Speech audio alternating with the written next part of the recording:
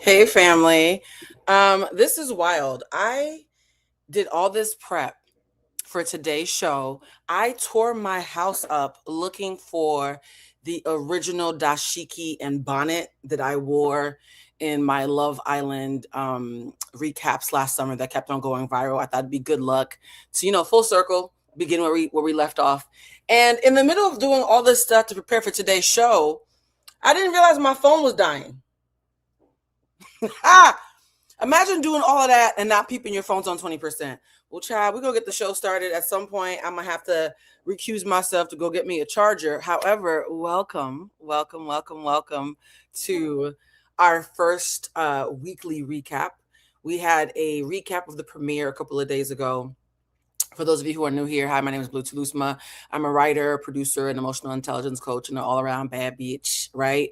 And I am really excited about this season of Love Island because, baby, there is so much to go over that when I asked Monique to join us, because again, I want to kind of give a shout out, a wink to this time last June when we started.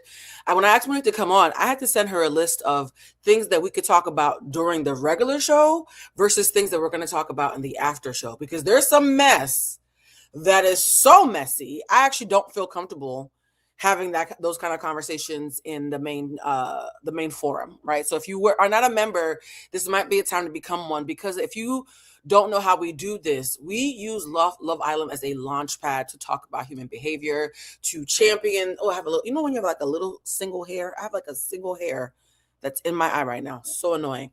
But we use Love Island almost like what I call urban anthropologists, as a way to talk about emotional intelligence, human nature, toxic norms, et cetera, et cetera. So for that young lady who said on Threads yesterday, the only people who enjoy Love Island are people who are slow or stupid, baby, you missed the mark, because I know some really brilliant people who watch reality television as a really entertaining way to study human nature and what's normalized and what's dysfunctional, and to see themselves and others in ways that they normally wouldn't be able to. So I completely adamantly disagree that only dumb bitches watch Love Island or reality TV in general. Funny enough, Beyonce watches these shows. Michelle Obama watches these shows. Rihanna, well, we know she likes a little bit of mess. Rihanna watches these shows. A lot of your brilliant faves watch these shows for the same reason. It's not only an escape, it's also, for the person who said it's an escape, it's not just an escape, it's a mirror. I don't think it's an escape. I think it's a mirror. Okay. So in this show, we're going to talk about Melanie. You guys are seeing the title. The title says, Melanie, girl, are you okay? Spoiler alert. No, Melanie is not okay. Melanie's not okay. So the main topic is, somebody said about Beyonce. What? Beyonce? Yes, I've said it before on the show. Bridget Kelly, one of my closest friends, has said this several times on camera. When she was on Love and Hip Hop season 1, she was on the fence about returning to season 2. And because she was signed to Roc Nation, Beyonce Giselle Knowles Carter told Bridget Kelly, nah, you got to go back for season 2. Beyonce talked Bridget into doing a second season of Love and Hip Hop, because she watches the show. She also watches all of Bravo. Michelle Obama watches VH1 and all of Bravo. So I need to tell you that those of you who think, oh my God, I'm so evolved, I don't watch this trash. Now, are there some reality shows that the harm overshadows the merit? Absolutely. There are certain shows, honestly, I can't do baddies because all they do is fight. So there's not enough research for me. Like, I can't as an anthropologist, sit around, and I'm saying anthropologist with tongue in cheek. I'm not actually an anthropologist. I'm a coach. But as someone who likes to people watch and learn, baddies is just people beating each other up. And I feel like I've learned all that I can learn from watching bitches get beat up. So baddies for me does not do the thing, right? But it doesn't mean I'm judging anybody else who watches it. It just doesn't feed me intellectually the way that I would want. But Love Island, when it comes to mating habits, when it comes to anti-blackness, respectability politics, desirability politics, internalized isms, oh my God. Love Island has been the Olympics of this shit for quite a while. So if you're saying, Blue, I discovered you on Joe Budden talking about systemic oppression and explaining misogyny to a room full of men. I thought you were so smart. Why are you doing Love Island recaps? Baby, it's all connected. It's all connected. Make sense? What percentage is my poor phone on? My phone is on 34%. I'll just put it on low battery mode, child. So the first thing that we're going to talk about before we have Monique come on for the main topic is... sometimes when you're looking into a mirror, the reflection's a little bit extra bright, right? And I'm going to say something that I never thought I would say. I'm going to say something that this time last, the charger's right there. I'm looking right at it. I'm going to make a beeline for it in a second. I'm about to say something that this time last year I would have thought was impossible to say. I fear that Love Island has cast someone who is almost a copy and paste, not visually. Before everybody's like, she doesn't look anything like you. I know she doesn't look anything like me. I'm talking about personality types, archetypes. Personality-wise, I fear that Love Island might have accidentally cast Blue Telusma at 23 years old. One of the Islanders is so me in my 20s that, like, my spirit guides were like, Blue, you're going to have to call it out that there's a bias there because you like her because you like you. Kata, baby, come get your baddie's chain. When y'all make fun of me, because I always say, what do I always say? I always say that in high school, I bullied bullies. Y'all know I'm on the record for saying that. In high school, I bullied bullies. As an adult, I no longer do that. I have emotional intelligence. I have discernment. I've learned to watch bitches. But if it ever comes to it and it has to be a tussle, I know how to fight. Yes. And on this space, you guys know, y'all can't talk to me crazy, even with the financial incentive. Even in a space of influencer and content creators where people are supposed to be people pleasers who are beholden to their audience because they've commodified their likelihood to be loved. Yeah, you can't talk to me crazy, even if I have a financial incentive, right? You got one time to talk to me crazy. So when a half Haitian woman from New England who used to beat bitches in high school and has now learned to have more discernment and more emotional regulation, but not too fucking much when you're talking to me still. And sitting there last night watching a half Haitian girl from New England who used to beat bitches in high school saying not too fucking much despite her discernment and emotional regulation. I said, well, baby, this is awkward. I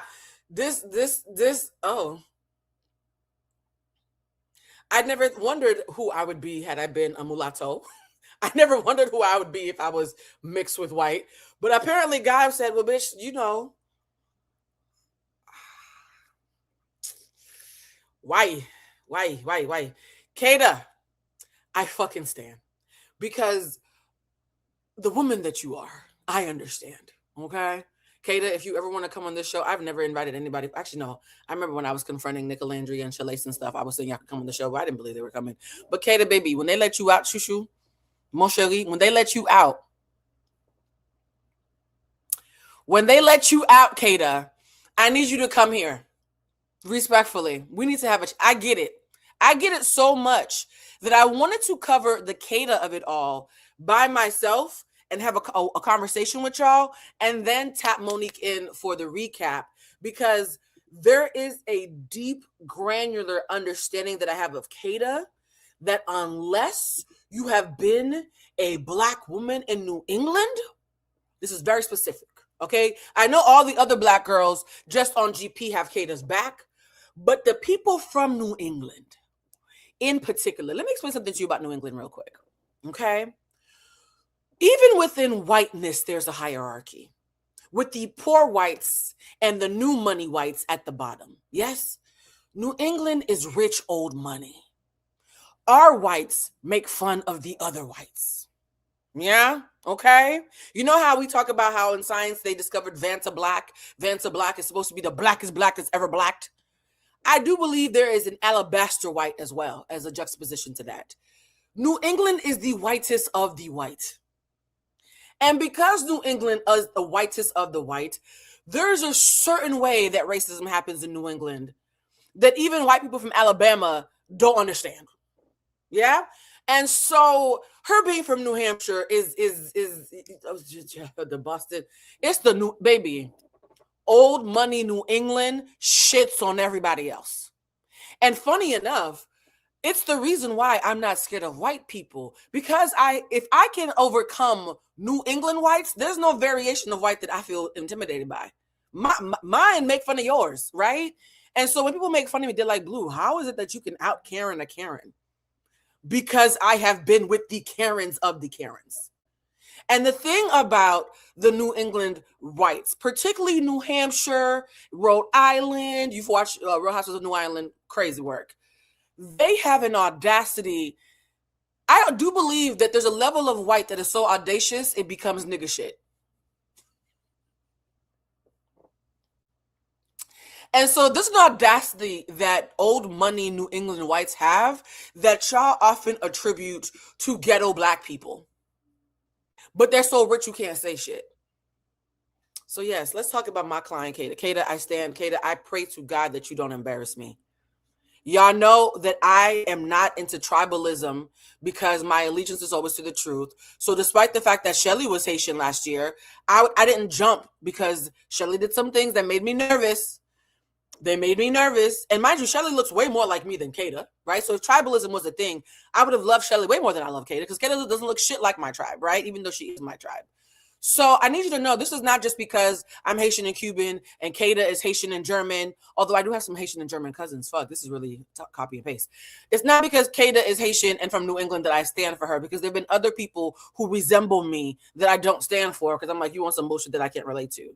It's because of her trajectory is very familiar to me. The trajectory of I'll mollywop a bitch to, ooh, I don't want to get arrested because they've called the police on me. Let me figure out how to calm the fuck down. Kata has been detained by the police, and she was not arrested, but she was detained. I, too, have had the cops called on me.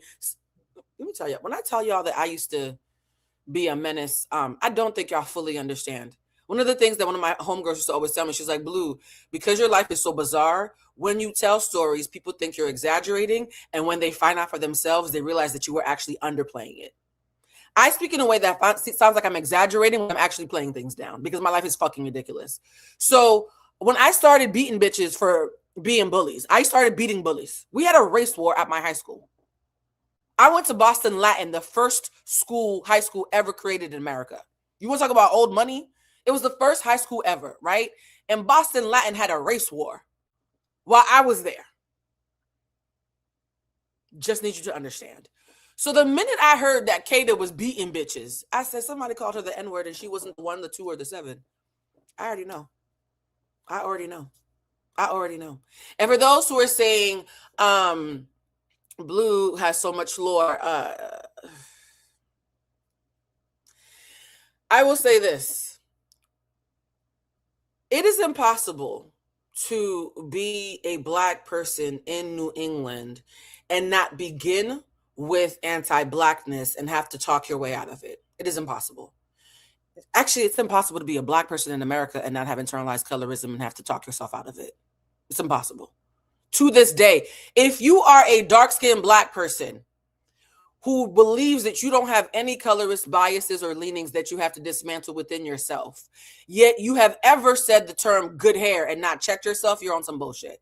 The concept of good hair is colorism. Ooh, that baby got good hair. What's bad hair? I'll wait.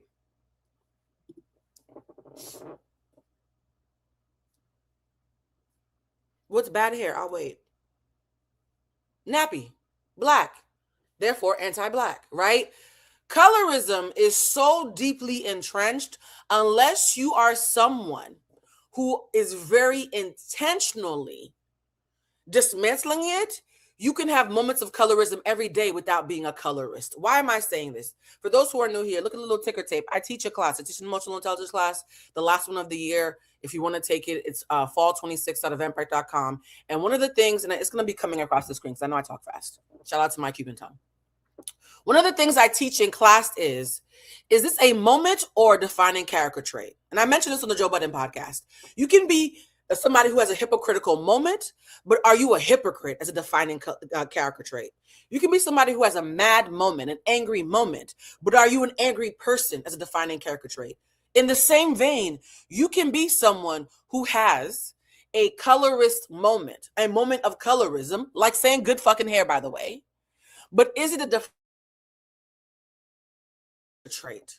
So if anybody is going to be talking about, because in the after show, when we talk about Anaya and how I think that Anaya might have some internalized colorism, it's not going to be because of one thing Anaya did. It's going to be the fact that we've had 4 fucking episodes, and every episode Anaya finds a new way to let me know that she wants a light-skinned nigga with green eyes. It wasn't just one moment, right? So for those of you who saw a half a snippet of one of the Islanders doing a half of something that is not as blatant as racism, the N-word, if you're a white girl, if be that said, that's pretty clear, right? But for the things about isms within the community that you are in, I have to give more grace because you're in that community and there's an unlearning that has to happen. I have to. You also don't have the system of oppression of full-blooded whiteness and passing in your favor. So we are going to be talking about Keda as the bully first. I want to directly talk about the Keda is a bully thing because in New England, I was the blackest girl in my clique. Right? I was the darkest porch monkey in my clique. I'm using this inflammatory language on purpose, right? And for those who are like always saying, Blue, you're not dark skinned enough to act like you were the jigaboo that stood by the door. Let me explain something to you. I tan a lot. I did not discover sunscreen until I was 23. If I was to pull up a picture of myself from high school right now, I look like Lupita Nyong'o, okay? I was running the streets with no sunscreen in an area full of white folks. To them, I was the blackest bitch that ever lived, right? I was Wesley fucking Snipes to these people. And as the girl who was the blackest girl in the group and the girl who had an eating disorder, trigger warning, there are things that if there were video cameras in the 90s, in the early 2000s, the way they are now, you would see a video of me calling somebody fat. You would. You would see a video of Blue Toulouse calling somebody fat. You would. Does that mean that I did not have to hold myself accountable for that? Absolutely fuck did I have to hold myself accountable to it. It existed though. And yet, am I fatphobic now? No, I'm not. You would see a video of me laughing along to a colorist joke. You would, right? I had to dismantle those things within me. So for those who think there's some gotcha, that there's a video of Keda beating up a racist white person, and by the way, they have come forward to confirm, people from New Hampshire, that Keda actually beat up a white girl for bullying her friend after she was also called the N-word. Okay, so we're going to talk about Keda head on because some of these gotchas y'all have because you hate the fact that you tried to make us hate this girl and didn't work. Ooh, sounds like Dominique Morgan, doesn't it? Isn't it interesting that when somebody is liked for being authentic and imperfect, and you try to make them be unlovable for being authentic and imperfect, and the audience keeps loving them despite their imperfections, the bitterness that creates is not lost on me because you're playing a game that they don't have to, and you're thinking, why does she get to win without playing the game and I don't? Right? So, does Keda have access to proximity to whiteness privilege? Abso-fucking-lutely. Does Keda have access to the fact that she's conventionally attractive? Abso-fucking-lutely. Could Keda say something in the upcoming episodes that make me say, ooh, girl, you lost me? Absolutely. Absolutely, right? Because we like nuance here on this show. Does that mean that in this moment, with the facts that I have currently available to me, I can't stand? Absolutely the fuck not. I'm standing. What if I told you I saw all those fucking videos and I love her more? Now what? So let's start the Keda segment, okay? By the way, Monique doesn't know anything about this. That's why I was like, yo, let me do this without Monique because Monique has no idea how rigorous this stance is going to be. And I don't want Monique to get in trouble for that. If Monique feels differently, I'm going to create space for her to come up here and disagree. And Mo, you know, there won't be no beef. I just wanted Blue Toulousema on the screen saying that I stand Kata as of right now, today being, I'm going to pull a Dominic Morgan, Saturday, June 6th at 12:31 Pacific Standard Time. I stand Kata. Nobody else in the show needs to take an L if this goes left. In fact, I don't need to take an L if it goes left because we're all going to learn new information together, right? The role of an intellectual is to always be open to changing your mind when you get new information. All right, let's start the Kata video. I am fucking I can't believe they cast a bitch that I can relate to. I'm going to have to work extra hard now not to be biased. I've never been able to relate to none of these bitches. Respectfully, I've never been able to relate to anybody on Love Island ever. Ever. I love Olandria. I don't relate to her. I'm not from the country. I don't want a cowboy. I've never, as much as I have advocated for, held accountable, called out, I have never been able to relate to somebody on the show before. So this is a weird feeling for me. So if you see me constantly checking myself for bias, that's me trying to keep my hands clean. Okay. Let's watch video. No, don't. I'm dead. First, we're going to start with Love Island UK because you know that we're not watching Love Island UK in depth because this season is just a little bit too white and questionable for me to devote my time to. In the UK's white supremacy, you know, the belly of white supremacy, they do it in a way that's so fucking grade A uncut. It pisses me off and I don't want to be on any more blood pressure medication. But we will do our best every episode to give a quick little shout out to the UK girlies. So we're going to first start with, somebody said, Blue, I would love for you to discuss the difference between Bea and Kenzie discussion versus Bea and Mel. Interesting. I'll think about that. So we're going to start with a quick shout out from Chelsea, I think her name is Chelsea. She was in Love Island UK. She has now been on a couple of Netflix shows, like I think Perfect Match and those kind of shows that Netflix has when they take Love Island rejects and put them on Netflix. And she's going to share as a UK girly what her thoughts are on the show in general. If you love me, let me like I say you do. Because why is the USA Love Island and the UK Love Island two completely different shows? When I tell you, if you're thinking of the UK Love Island and the US Love Island, I'm not going to watch both of them because it's basically the same show. It's not the same show. The British Love Island, they have banter, they have jokes, they have sarcasm, they have like a kiss now and again. The US Love Island, feral. Absolutely feral. It's crazy. It's actually crazy how it's marketed differently and produced differently, even though it's the same show. I actually agree. And I went and got me my portable charger.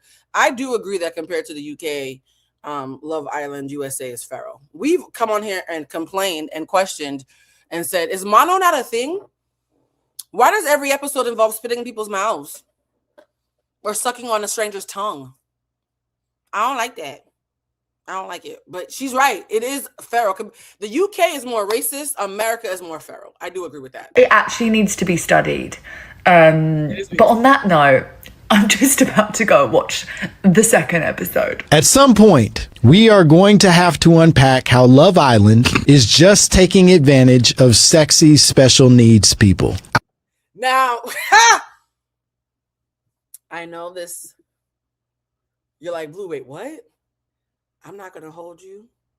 I do believe that every season I spot at least two people with autism. I do think that Love Island is unintentionally just a sexier version of Love in the Space. I've had this belief for a while.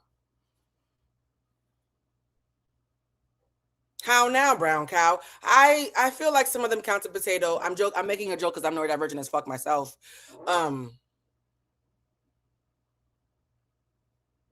Yeah, it's. I know my people. I'll just say this. I know my people. Let's continue. I'll hold for applause.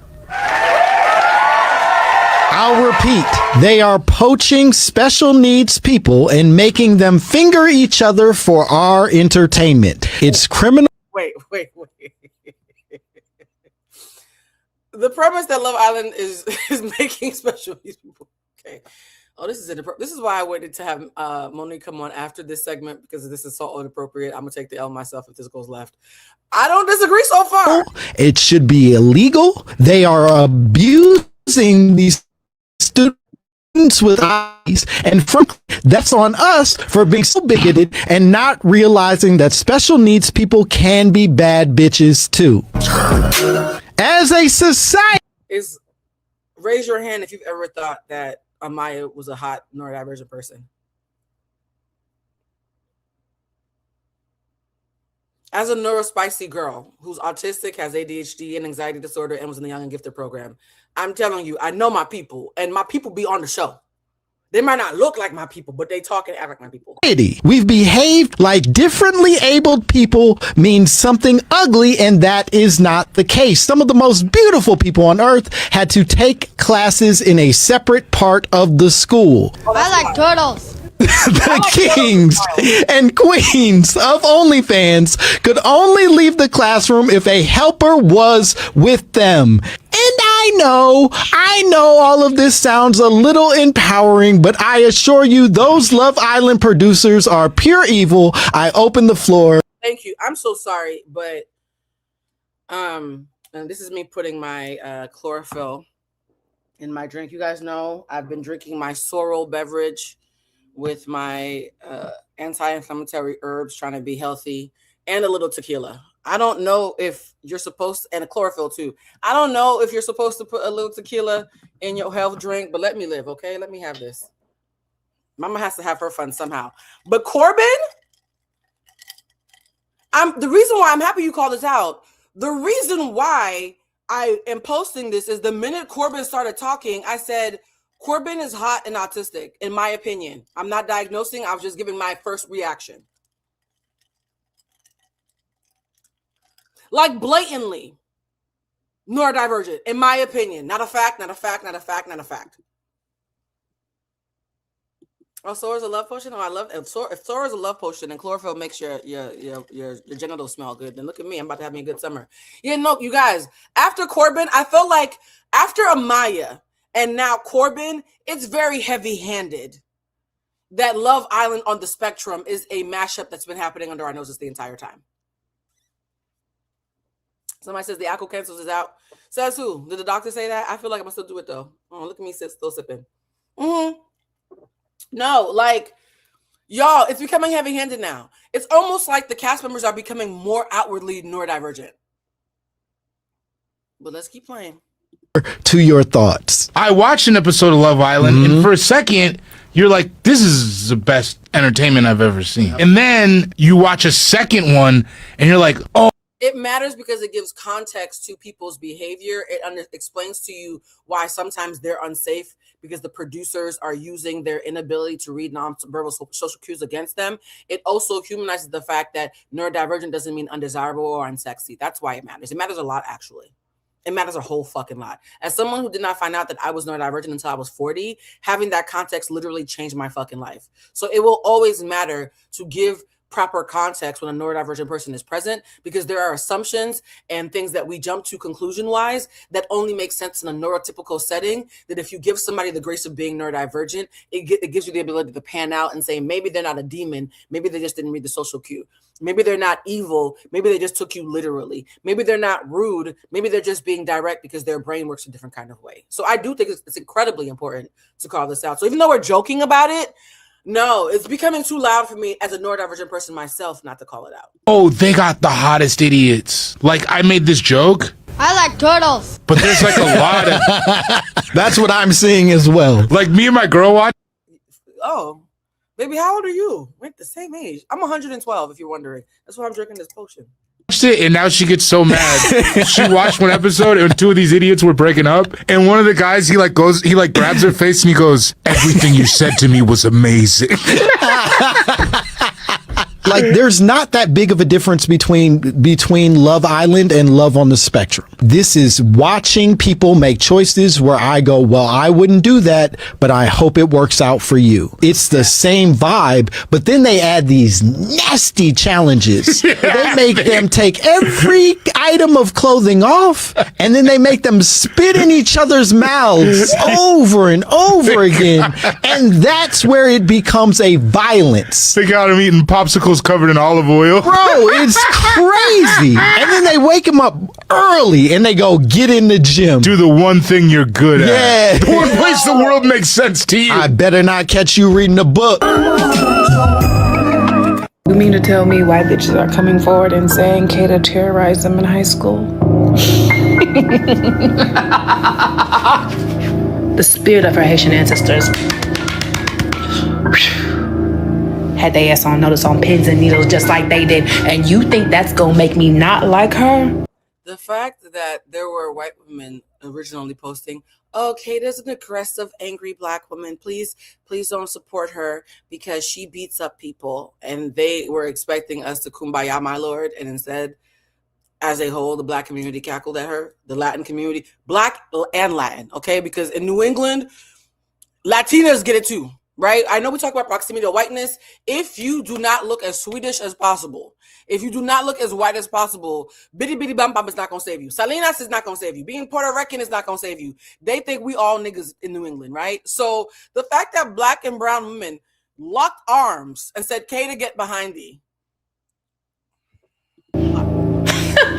I might have to stand. Not people tagging me in videos of Kata in high school. Apparently a lot of people in New Hampshire have some things to say about her. They say she's a fighter. She liked to get scrappy. I don't know. This is all alleged. The videos are quite blurry, if I'm being honest. There's a video of her saying some choice words to her friend. That one is definitely her, but I don't know what we reserve the right to judge and what we have jurisdiction over for people in high school unless it's like super egregious. I went to a Catholic school and I went to a public school and girls were fighting. Same. I went to a Catholic school and then I went to a special school for smart kids who were scaring everybody else. It was like an Avenger school. And at both my charter school and my Catholic school, the girls were crazy mean. Both schools, like, I don't really know. And again, that video is very, very blurry, but I have seen some TikToks of people being... For those who are asking who got beat up, everybody who fucked with her. She was molly-whopping bitches. I too. Again, guys, I can't judge this without being a hypocrite. Like, New Hampshire, think this about her. And then, like, showing her. Oh, I forgot to do the 40% shout out. For those who are new here, we have a thing where we call it the 40%. 60% of you come here because you already know what the tea is and you're just coming to Kiki. 40% of you have no idea what the fuck is going on, but you love us. You want to hang out with me. You want to hang out with Monique. And so you're learning from us as you go. Don't worry, 40%. We will keep you caught up. What we're saying right now is Kata, contestant as a bombshell on Love Island, who is Haitian and German and from New Hampshire. There are allegations that she was beating people up and was a bully in high school. Come to find out when we did further research, she was beating up racists and people who were making fun of her friends. I don't have an issue with that. Her high school yearbook photo. So she seems a little bit infamous, which unfortunately does make me more intrigued. To the girl who posted a video of Kata from Love Island slapping someone, I don't know what you thought you were doing, but that girl just, Kata gained a fan in me. Kata, I don't really care too much about what's happening online. Catholic girls will roll up their skirts and whoop each other. I learned how to beat people up in Catholic school. I beat up a girl named Aisha Ryan in front of the statue of Mary. That's how I learned how to fight. Love Island right now, but you gained a fan in me. Trust. And she definitely probably gained a fan in every black girl who went to a predominantly white school when it had to deal with really annoying girls. Yeah, do it again. Actually, I will be defending Kata until further notice. Yeah, do it again. And to the few people who are like saying Kata's violent, Kata, shut up, because you would have hated me. I went to 2 different high schools. One of them was in Staten Island. And let me tell you, dealing with these people, yeah, you better slap. Y'all, somebody that went to high school with Kata came out with footage on Twitter and also explained that Kata was bullied from middle school to high. And by the way, I want to pause right here for those who want to do their own research. The name of the young lady who's speaking about this from firsthand experience on Twitter, her name is Andy F80, whatever on the screen, so you can find her yourself for further research. High school by these people in New Hampshire. And they also said that the reason why she slapped that girl in that video was because that girl beat up her friend.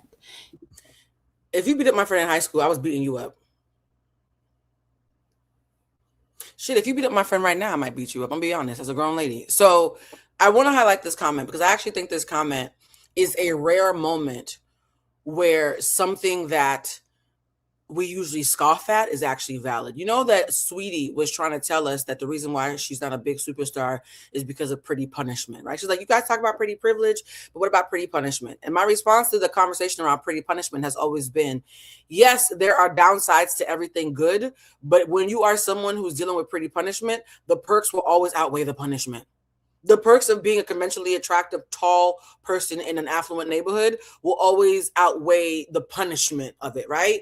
As somebody who is of a certain tax bracket now, Black women in luxury spaces get so much bullshit. In fact, I want to do a video about Black luxury and how it's a different kind of racism that you deal with when you're in certain spaces. And nothing that I'm going to say to complain about how white people treat me when I'm in Delta One means that I want to go back to being broke, though. The perks outweigh the bullshit, right? So very rarely do I take Pretty Punishment seriously because it's sales tax on something that's way more valuable. And however, I do believe that me beating up bitches in high school probably had an easier time than Kada because Kada is so conventionally attractive. There was an extra layer of ick that they had towards her. They were like, look, we're expecting the big Black bitch to beat us up when some shit goes down, but you look like a supermodel.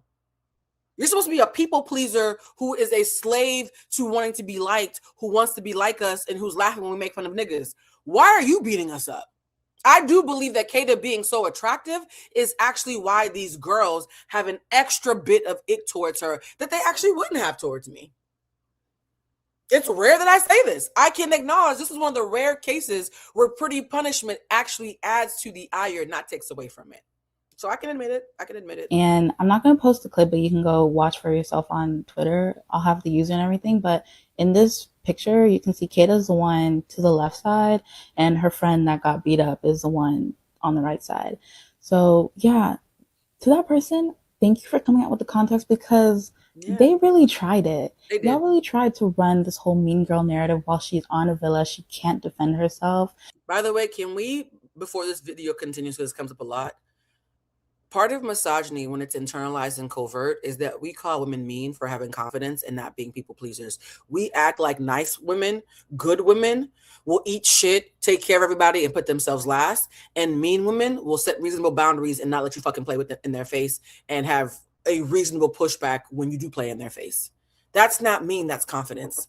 Quite literally, that's not mean. So I actually don't think Kate is mean. If you watch the video of all the episodes thus far, without assuming that a bad bitch must be mean, Kada is constantly playing things down, being cool, trying to de-escalate things, and she only comes for you if you come for her first. Nothing about that is mean. In fact, no offense to the young lady on the screen. You see the young lady on the screen, right? If this young lady acted exactly like Kada, none of you would call her mean.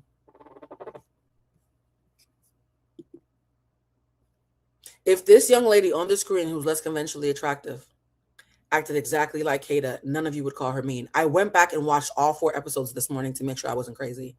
I was like, no. Melanie approached her on some bullshit, and Kada said, no, honey, we're good. Nothing happened. It wasn't that serious. She was actually trying to make Melanie feel good.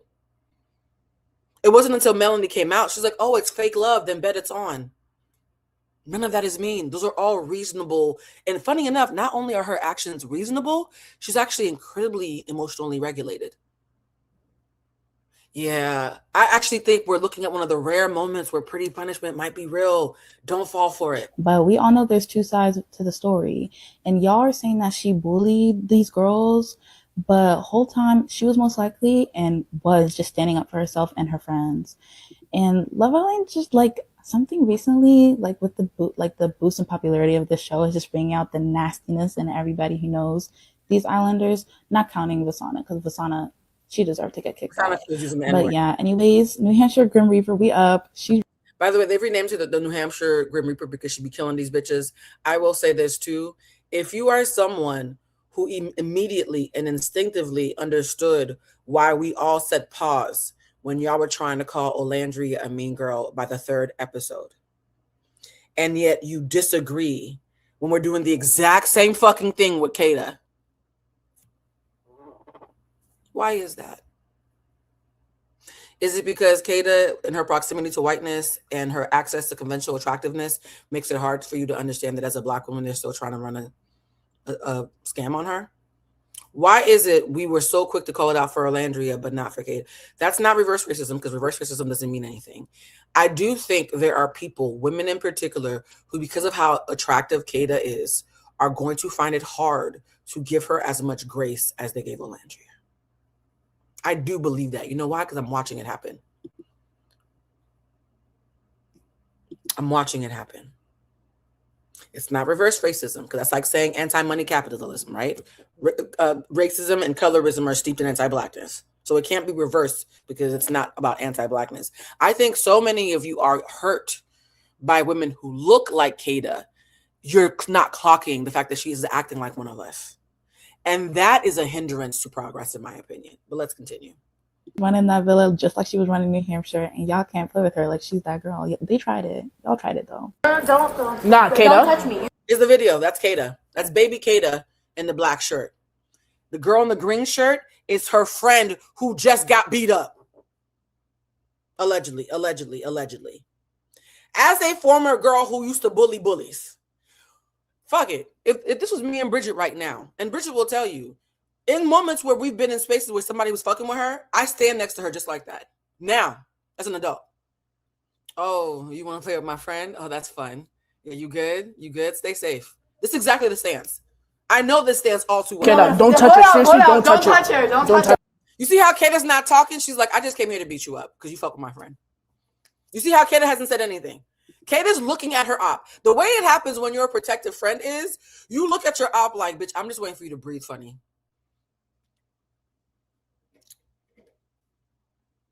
You beat her up when I wasn't around. I'm here now. So do that again. Let's see what happened.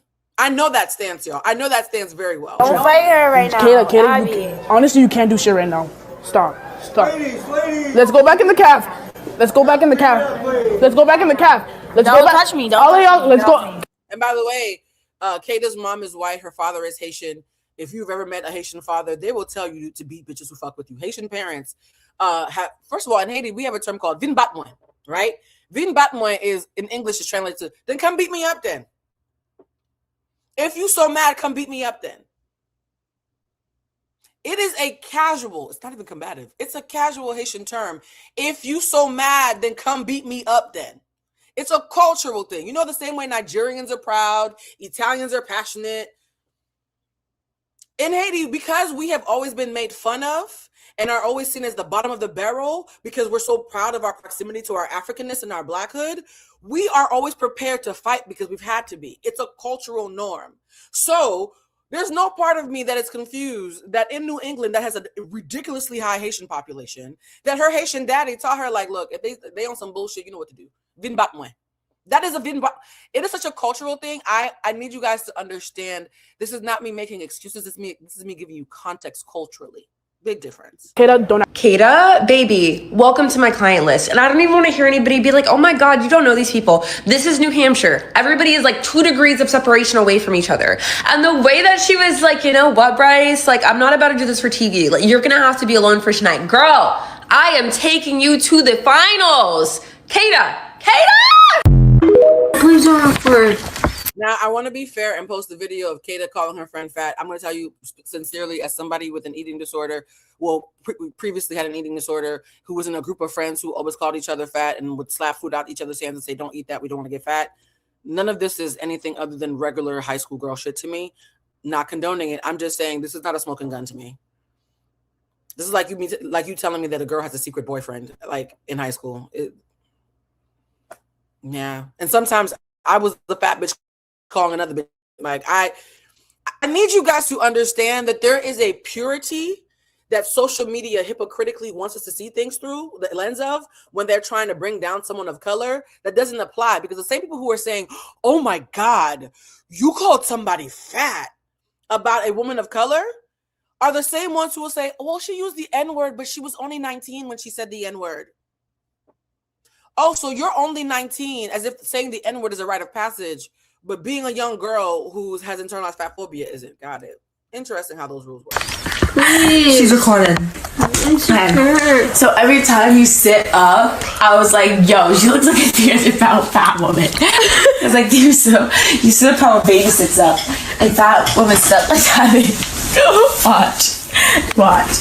You went like this. You like lift your back up before your head. So you like that. Like you go up like that. And like I know what hurts your head. It's like that. Because it's so like I see you square. I'm like, what the fuck? But listen. This is the smoking gun, guys. This is the thing that's supposed to make us hate her. This is the smoking gun. If this is enough for you to be like, oh my God, Blue, I too had an eating disorder, and unlike you, this deeply triggers me, and I hate Kata forever, you're allowed. You're totally allowed. I have nothing to say. I think the reason that people are being so rude to Kata from Love Island that are from... By the way, I'm now going to have white people from New England speak because I don't want y'all thinking this is tribalism. The white folks that I am friends with from New England agree with me.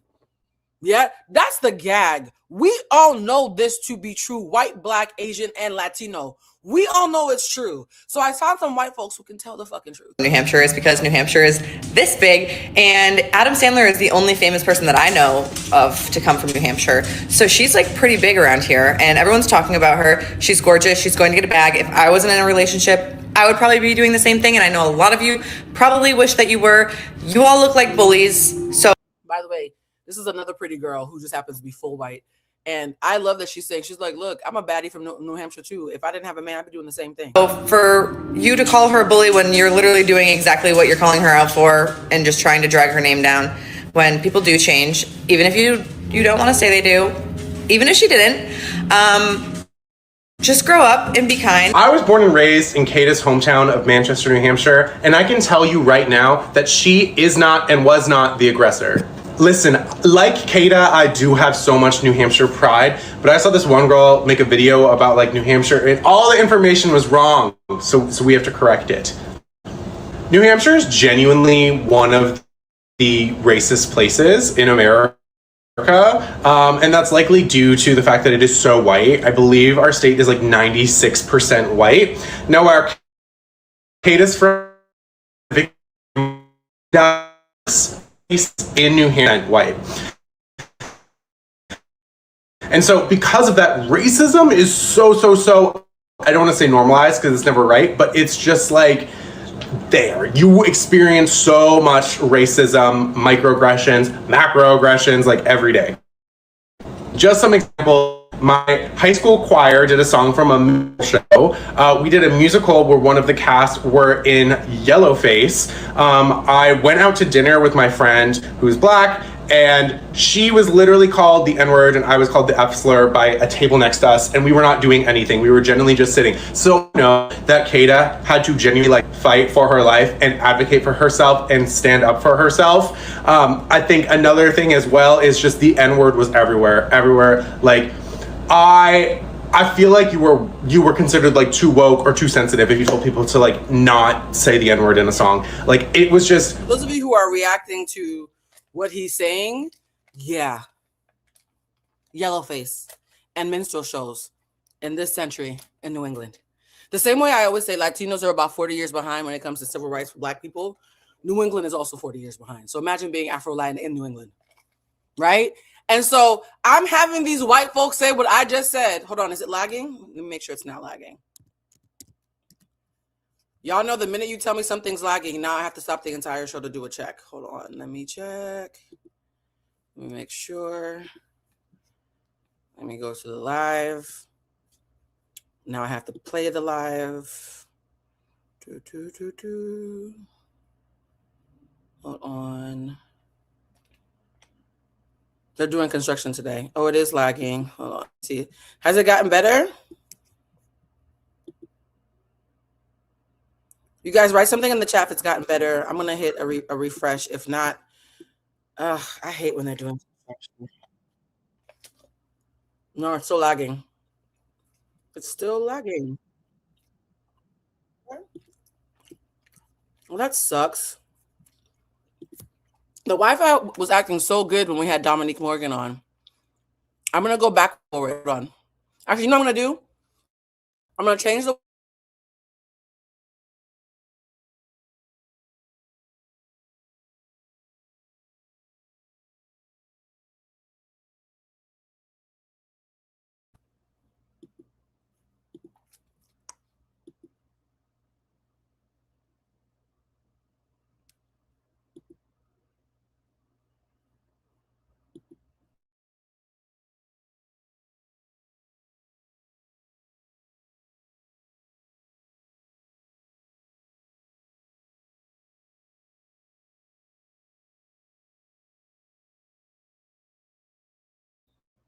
Okay.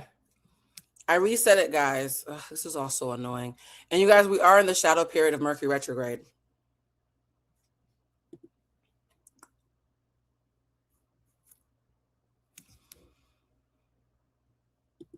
I'm gonna have Mo come up while the video is doing its thing, and I'm gonna reset my Wi-Fi and come back. Okay. Monique, how are you, my love? I can't hear you. Is your audio? Yeah, you're completely mute. I had myself muted. Oh, I am going to finish playing that video and completely restart my Wi-Fi because Okay. it's just, and it's so funny too. I forgot that Mercury retrograde was coming. We have not had internet Wi-Fi connectivity issues in like months. And then it just suddenly started like 2 days ago. Yeah, I was like, is it mine? Am I tripping or is it? I have no idea. All right, so I'm gonna put the video up. I'm gonna go down and reset my Wi-Fi, and I'll come right back. And I want you guys to watch this. Hold on for a second. Okie dokie. Let me add him to this throughout the state. So I know, and there's a reason. Video over because I feel like I interrupted while he was making a good point. And I'll be right back, guys. Hopefully with better places in America, and that's likely due to the fact that it is so white. I believe our state is like 96% white. Now, where Kate is from specifically, that is our most diverse place in New Hampshire, our biggest city, and it's still 75% white.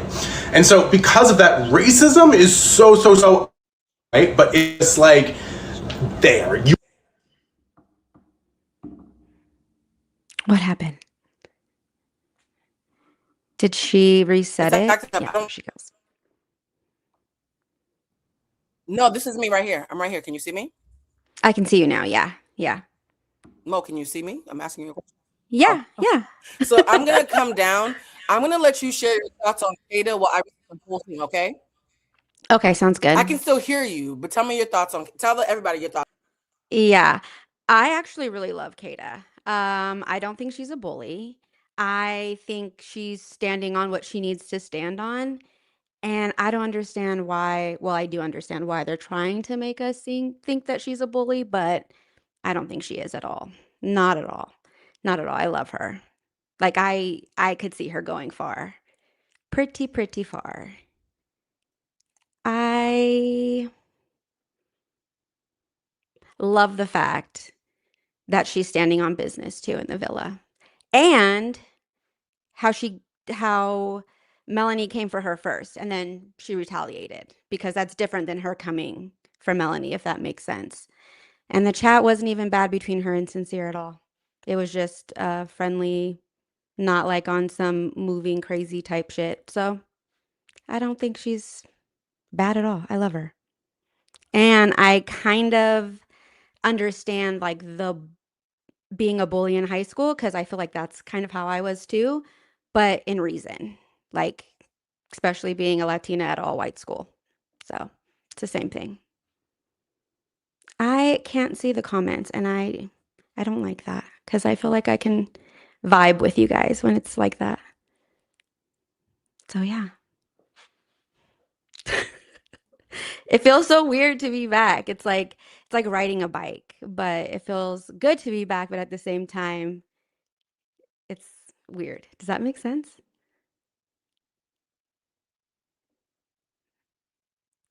She did that thing where she's like, "Hey, you guys watch my baby."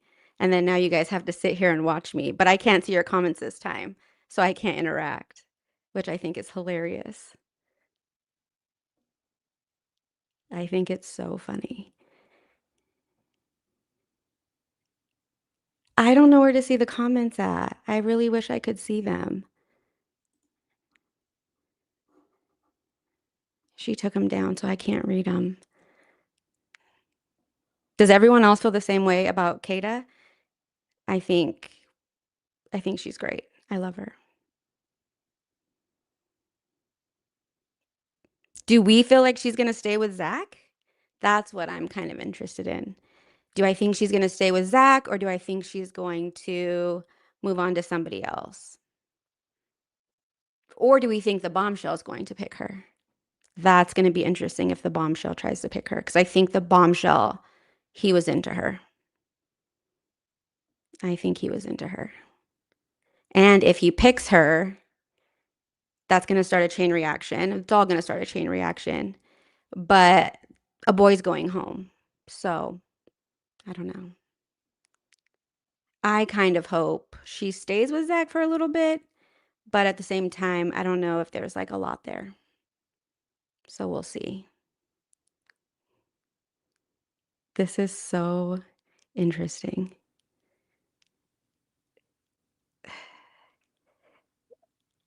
I really wish I could see. Oh, wait.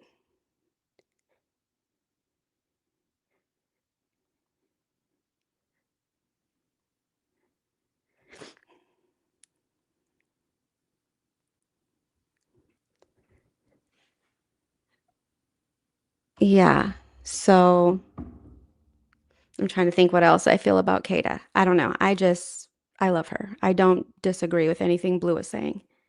And like I said, I feel like she's going to go far. Hopefully. Hopefully. Hopefully we can keep her in and keep her going far.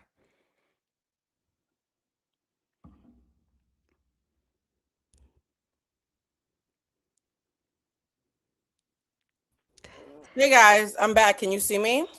Yes. So I just ran a test on the internet. So my main internet is completely down. Oh, great. Yeah, it's That completely sucks. down. Yeah, and it's been down in the entire neighborhood. I think it's because they're doing a lot of construction, which is so annoying. So something about the work that they're doing, the internet is completely down. And then the backup internet that I got for cases like this, it's decent. Can you guys see me okay? I can see you. Just Mo, fine. There's no like. delay. Is there a delay, Mo? No, I don't think there's a delay. Okay, hold on. Yeah. Let me see. It's not like pixelated or anything either on my end.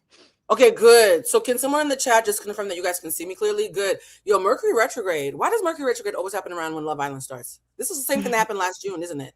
Yeah, it really is. It really is. So annoying. So my last word on Kata before we get into the running down of the show is anybody from New England or who has ever been a speck of color in a sea of whiteness completely understands why not falling apart and crying and hating yourself and instead beating bitches and liking yourself and having a glow up knows that Kata is our best case scenario. Mm-hmm. This is the best case scenario of what happens when everybody tries to tell you ugly and you know you're not. Right, that part. Right? Respectfully. All her words they Kata not ugly. Now I'm gonna put up, let's see if there's any more. I'm gonna add him to Experience so much race. I'm gonna fast forward past this white guy because unfortunately he had to be the sacrificial lamb while we were going through our technical difficulties. And let's see if there's anybody else that I want to hear before we pivot to Melanie. Now, for those of you who are in the 40%, I'm gonna tell you right now while the Wi-Fi is still good. The reason why I am intentionally spending so much time talking about Kata before we get to the main topic. Support Kata.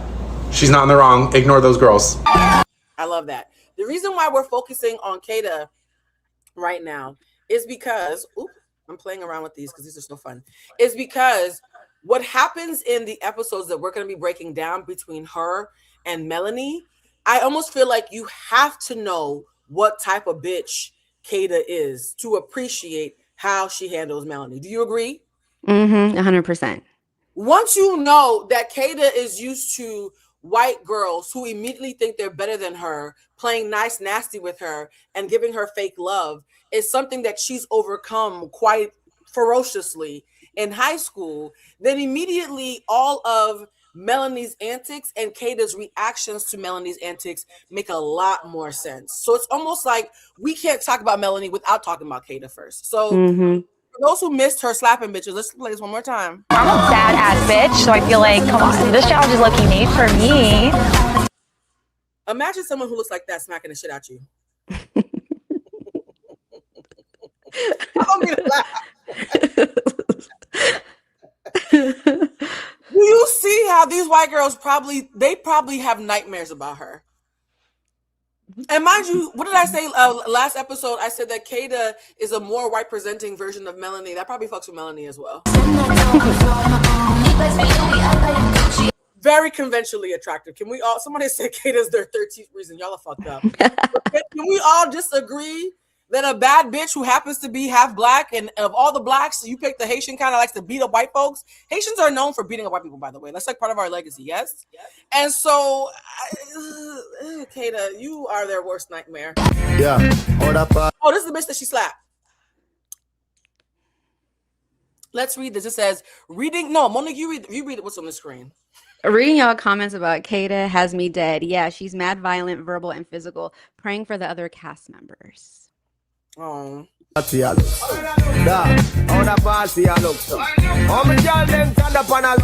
I need you to understand that I want you to see the girl who got the shit slapped out of her, because Thinking you can do some fuck ass shit to an Asian girl and we're not gonna get a lick back is actually insane. Like, you mad.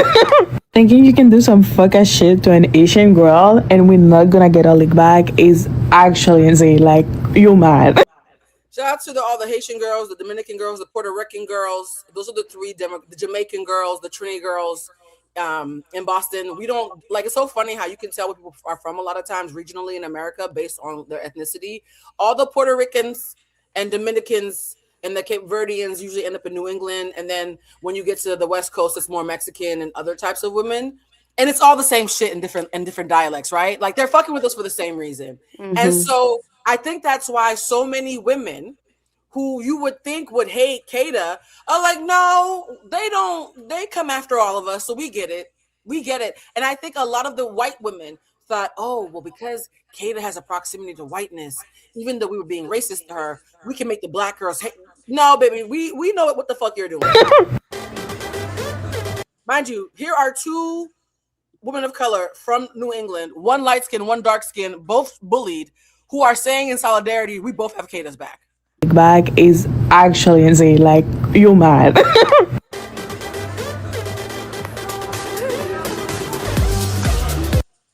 And they did this intentionally so we would understand, oh, you think you're going to do the colorism thing so we can fight each other instead of fighting you hoes? No, we beating y'all up. Well, what are your thoughts around the fact that Kata and her molly-whopping bitches and being the Grim Reaper of New Hampshire, which is her new moniker, has brought together the darks and the light skins in solidarity? I love it. Because we needed someone like her on the show. We really did. We really did. She's conventionally, she's like a Trojan horse. I think the brilliance of Kata is, and by the way, for those who ask me to my vitamins, y'all know there's always a part in there when I eat my vitamins. Kata is the perfect Trojan horse. Sorry. Let me swallow. These vitamins are like Flintstones for adults, but they're so chewy. What are they? I don't want to give a shout out without a sponsorship. Oh yeah, no, don't. You can text me later. So these girls are mad because Kata, in my opinion, is the perfect identity Trojan horse. She's conventionally attractive and white presenting enough for you to think that she's one of those kind of girls. Mm-hmm. And then she fucked around and was half Haitian. Haitians are notoriously pro-black, right? We're like violently pro-black, right? Mm-hmm. So what happens is that her beauty got her in the door, but her culture is making her mollywop people and check people. And I think there's something brilliant about that I actually am not going to give the producers credit for. I don't think the producers understood what they were doing when they cast her. They just said, "Oh, she's mixed. Gorgeous. Yeah, let's put her on there. Yeah, and she's gorgeous. She's gorgeous and she's fun and she seems confident." Check. And the whole time it was like sock passe ho. All right, now that we have done this, we're now going to pivot to episode 3, because I do feel, and how we're going to do this, Monique, and let me know your thoughts. I'm going to go down episode 3 point by point because I have a whole list, right? I'm going to ask your thoughts on the different points. Mm-hmm. Then we're going to get to the part where the ghost of Huda resurrects itself. But I want us to take our time. Okay. So the 40%, because we have to level set. We can't speak in shorthand because 40% of the people here have no idea. That's why I was like, don't talk about the show, talk about Kata. 40% of them had no idea what you were talking about. They just come to learn. Right. So we're going to make sure that even the folks who don't understand the show because they don't watch it, understand why this is such great fodder for conversation. All right, let's start with the reaction to the first 2 episodes leading up to episode 3 before Monique and I break down episode 3 ourselves. I believe that was only episode 3 of Love Island. That felt like a 3rd week episode. Love Island US does not normally have this much action this early on. That felt like a early UK episode from like back in the day UK episode. And this much kissing in bed this early on is a little bizarre. Like normally it's like one or two couples kissing in bed, and then there's other couples that are cuddling, and we're like paying attention to who's cuddling, who's kissing. Like almost everybody's kissing in bed. And then on the other hand, everybody also has drama with everybody. There's multiple people that are paranoid as hell. There's multiple people with insecurity issues. There's multiple people with jealousy issues on the third episode. I don't even believe any of the friends that are forming, any of the friendships that are forming are to be trusted. Like, I fear all of these people might stab each other in the back. Like, I'm scared. I want to do a full debrief, and I don't even know where to start.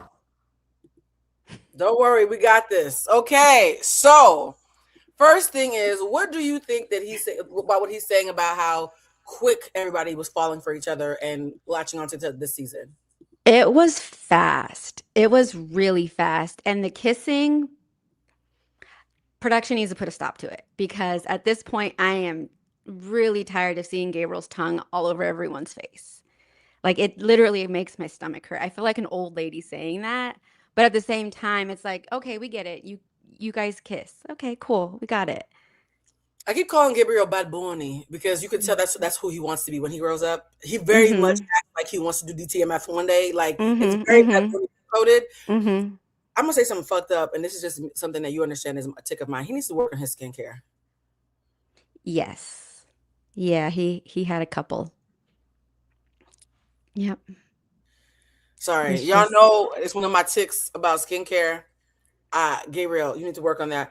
I'm gonna do a quick recap of what happened in episode 2 for the people who are new here.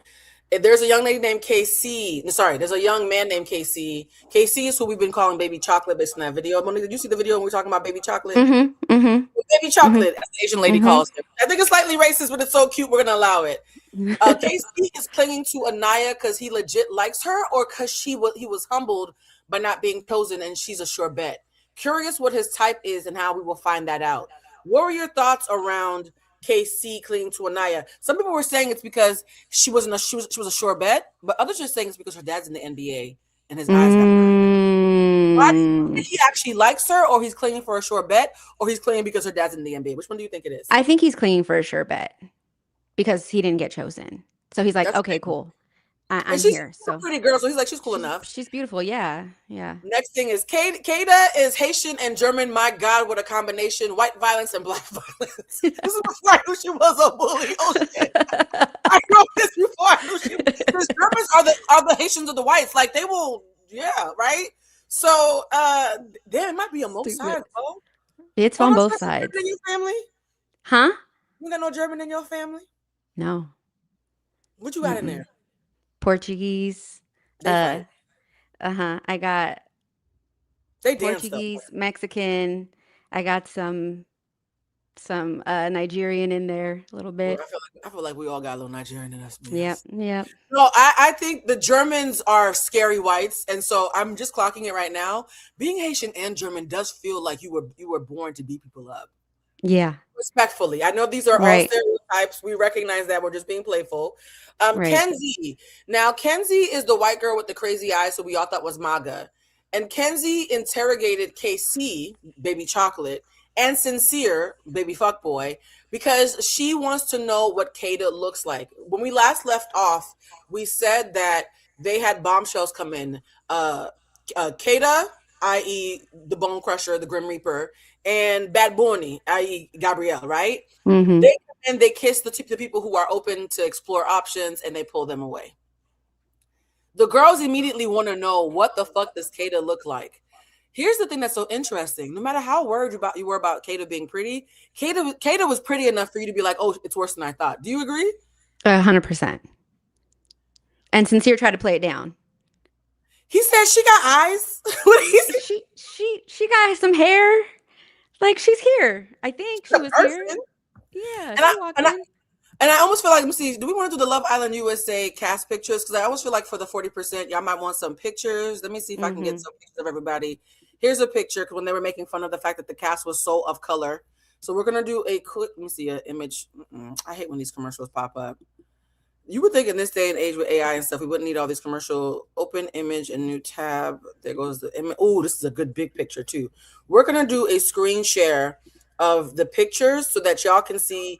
For those of you who are in the 40% who we're talking about, so at least you have a visual, right? Yeah. So here is the visual of everybody.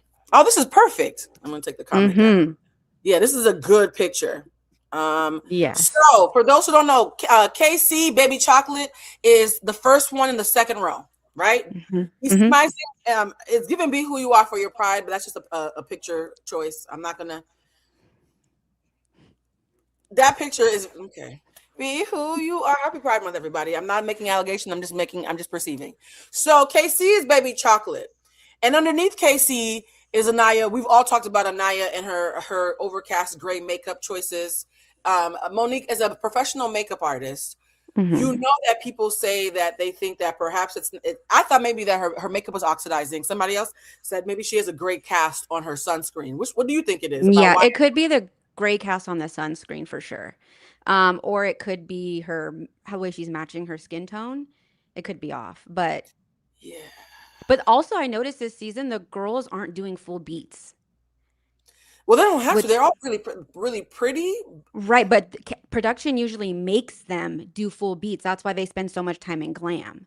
But this season, they're not having to do full beats, which is interesting. But also, I think it's better because you're out in the sun all day. Why would you want to sit in a full face of makeup like that? However, now because of that, we have the gray cast. So, yeah. I mean, Another thing about Naya is because she was the first woman to come out, and we always know the first girl is supposed to be the one the producers think is going to be our fave. For you to be the only girl to get her makeup fucked up and you were supposed to be the highlight, it's kind of makes you feel let down. You know what I mean? There's all this talk about people saying that the Love Island producers catfished us because they made her look less attractive than she really is because her Instagram pictures are so bad. I mean, like baddie, like good, like she's a bad bitch.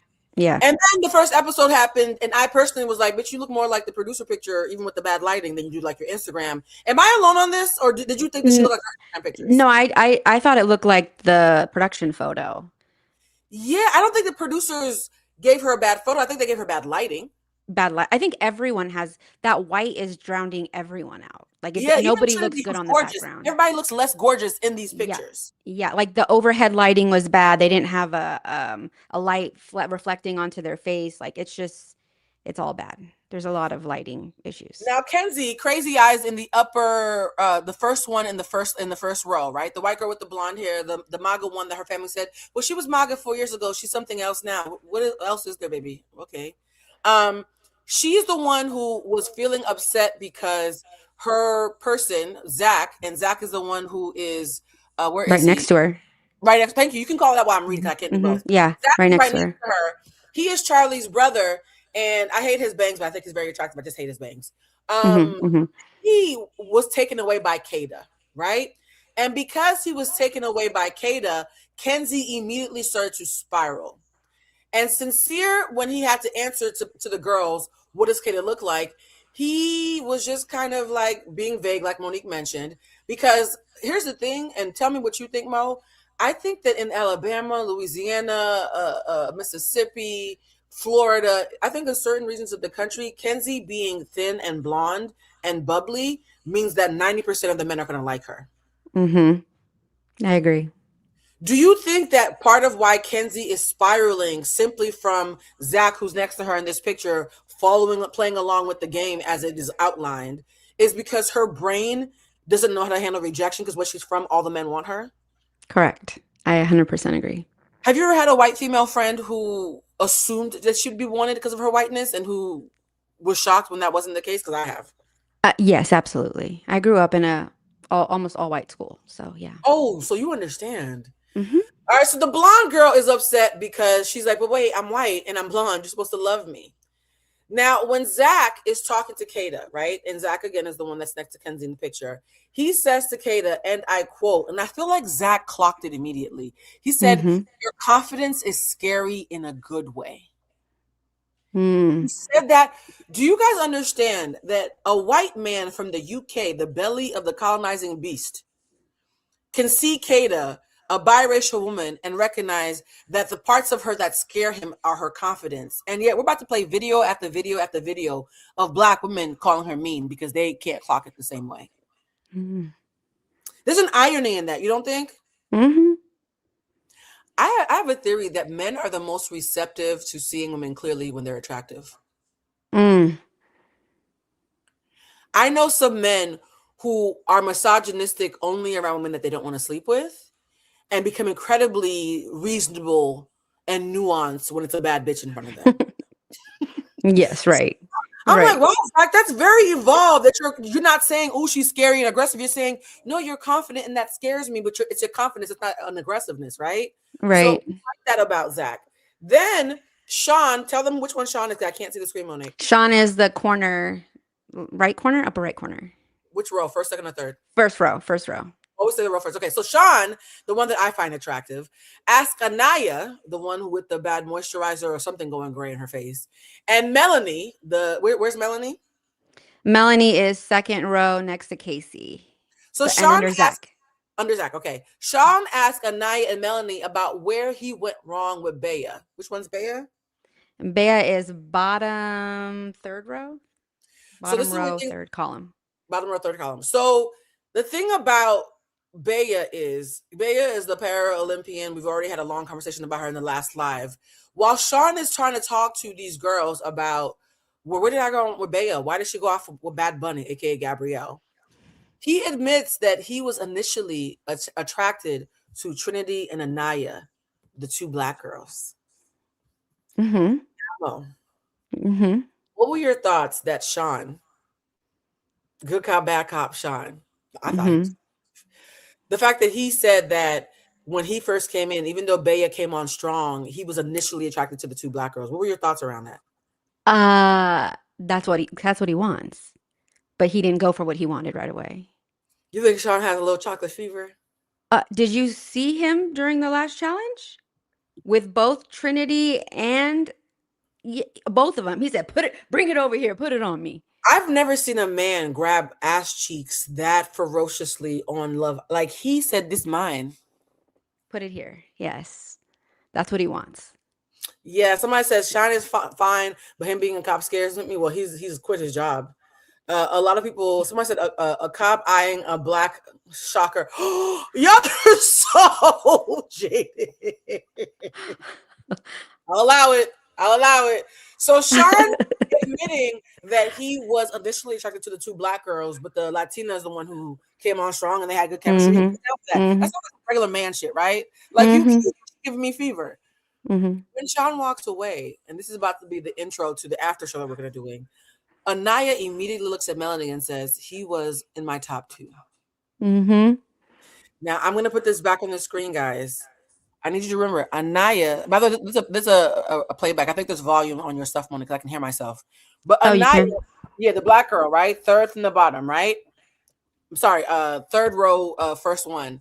She's saying that the Latin boy next to her, the pretty boy next to her, it got louder. How? I turned it down. Okay. It's worse? No, not stopped. Okay. She said that Sincere, who's next to her, and Sean, who's in the first row, the last one in the first row, these two swirly, fair-skinned men were her top 2. But she ended up with the Black guy above her because nobody else chose him and nobody else chose her. I'm going to ask you, I don't want us to talk about this too much because this is more for the after show. What was your first reaction when you did the math and realized that everybody Anaya is picking is not Black? Interesting. Say more. It's an audio broadcast. I'm trying to be elusive, but interesting because she didn't choose the Black guy who wanted her, but she wants the light skins who didn't want her initially. Initially, and KC even said, he said, I thought you were going to pick me. I think in KC's mind, Black women are so loyal to Black men, he immediately assumed one of the Black women was going to choose him. Mm-hmm. And so he got humbled, right? Mm-hmm. And the thing is, KC's not unattractive. So it's not like he's a mud duck and she was just like, well, you ugly, so I'm gonna pick whoever's fine because you ugly. And so I thought that was already an interesting thing. And when Sean was chatting up with Kenzie, at first I was concerned because it seemed like Kenzie, the blonde girl at the top, was going to just latch on to fine ass Sean. You know how I already feel about fake Nicolandria, i.e. Trinity, who is the second row, a Black girl, last one, and Bryce, who is Nick's leftovers, was right next to her. They Right are next to her, yeah. Nicolandria. What do you feel about Trinity and Bryce doing this Nicolandria dance that's making all of us wince? I think she's orchestrating it. Like that's what she thinks is going to get her to the finale. Because I don't really feel like she feels him. Yes, they had his and her Tim's, but that's not. I don't think that's it. By the way, somebody said Sean is Black and Korean. If that's true, that makes, I don't mind that. People who say a lot of colors choose the opposite of what they are, that doesn't make it any less anti-Black or colorist, love. Just because something is popular doesn't mean it's not colorist. Right. I hope that helps. Like something being normalized doesn't mean it's not colorist, guys. Right. All right. So at this point, we're like, okay, the bombshells, Kada and Gabrielle, have taken away these people. It's causing mayhem. We're already seeing Kenzie, the blonde girl, be shocked that somebody doesn't want her because she's blonde. We're seeing Melanie be shocked because she's supposed to be the spicy Latina, your soy Dominicana. And we're seeing Sean kind of just be sad because he thought him and Bea had something going and he's just trying to get more clarity. We now go to episode 3 where Kenzie, the blonde girl, is just full on bitter. Zach comes out of his time with the bombshell and says, can I talk to you? Kenzie says no. What were your thoughts around Kenzie being so bitter about Zach simply wanting to explore his options after only 24 hours? Girl, relax. It's 24 hours. Like you can talk to him. It's not that serious. It's not that deep yet. Like relax. She also said, I always pick the cheater.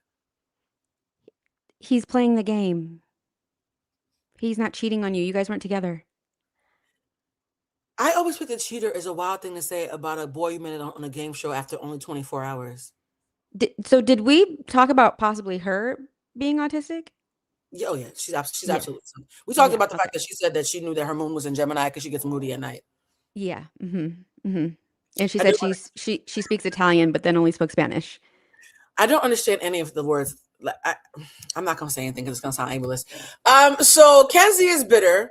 Now Melanie though is toxic. Now this is where shit gets interesting. Melanie, your soy Dominicana, is now upset because Sincere was pulling away Kada for a chat, which is literally the premise of the show, especially after only 24 hours. When she was upset, my first thought was, why does this feel like the ghost of Huda? It then is. She says, well, I know he's a cheater, but it's okay because I'll just cheat back. He can't cheat on you. He just met you yesterday. Right. Again, you guys are not together. I'm about to say something I didn't expect. This might be the first season in Love Island history in any of the franchises where the men might be more emotionally intelligent than the women. Yes, I agree.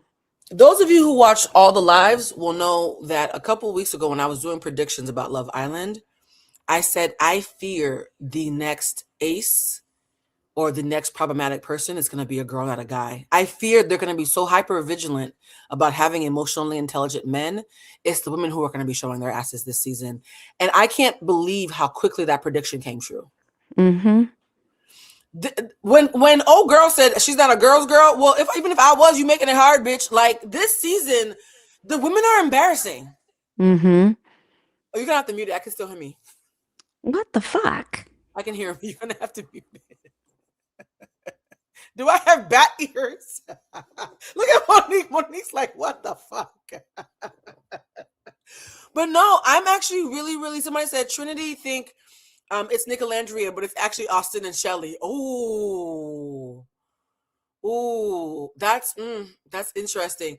I think that this season, and it's so funny because this comes on the heel of me being on Joe Budden, talking about how I don't just talk about misogyny, I talk about internalized misogyny and how it can make women toxic as well.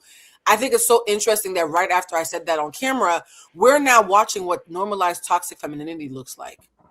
I think we have so much data when it comes to Love Island on toxic men.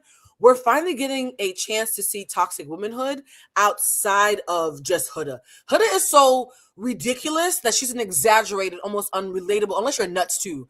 Unless something's really wrong with you, you're not supposed to find Right. Huda, right? But even the girls who called out Huda are like, oh shit, Melanie is making me realize that maybe I sound crazy too in a less dramatic way. Somebody said, do we think she and the other women are trying to be the next Houdini? Because they don't want to say her name because they don't want me to call it like Red Rum. I'm just throwing that out there. People went up for her, unfortunately. Honestly, no, I don't. I think Melanie's fighting for her life. I don't think there's any forethought or strategy in how Melanie's acting. I think she lacks the emotional discernment and regulation to scheme it out. How about you, Mom? What do you think of this question? No, I agree 100% with you. I just don't think she has the emotional regularity or have been told no. And that's the problem. Somebody said, no wonder this season is rubbing me the wrong way. The women are embarrassing. I can't believe somebody, Voldemort, we'll just call her Voldemort. Somebody said the coupling is Shelly, but her saying Nicolandria. I think everybody's saying that she was trying to be Nicolandria, but she ended up just being a Shelly instead. And that's not a slight to Shelly. That's just saying that her story arc wasn't as great. Huda is a triple Virgo, though. Y'all know I consider that a learning disability for myself. As a triple Virgo myself, I worked really hard not to be Huda. And somebody said, it's hilarious that Mel said what she said about being a girl's girl because her actions show that she's in fact isn't one. Now, here's where I have to take back something I said. When Melanie said she wasn't a girl's girl because your actions will show that you are for women and nothing, you don't have to have that moniker. That is something I say often with nuance that pick-me's also say without nuance. Mm-hmm. I was hoping that she was saying it from a place of emotional intelligence and saying, why be performative? Just show it through your actions. I fear she might be a pick-me. I agree. Do you think Melanie is more mad at Kata for being asked to have a chat than at Sincere for actually asking for the chat? 100%. For those who don't know the show, whenever you want to get to know somebody romantically on the show, you say, can I have a chat with you? Can we have a chat? And that's how you get to know them. Sincere, the pretty boy who was with Melanie, asked Kata for a chat. And now, ever since then, Melanie hates Kata. When Kata said, baby, I don't want him. We talked about pizza toppings. He's all yours. I like Zach. Now, this is where when people say they disagree that that Kata's not a mean girl, I said, then we're going to die disagreeing. There's nothing mean about saying, no, I don't want your man. We talked about pizza toppings. You're free to continue with him. Is there anything that you could clock that Kata has said that would have reasonably made Melanie feel like this is my enemy now just because my man thinks she's pretty? Because she is pretty.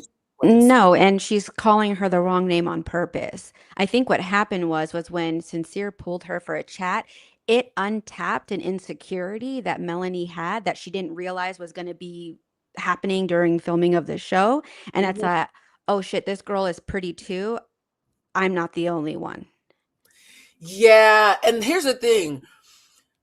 There's a lot of pretty girls. I think the reason why Kata is such a threat is because Kata is very specifically pretty in the way that Melanie is pretty. So it's like almost like bitch stole my look. I'm going to share a tab real quick that shows everybody individually.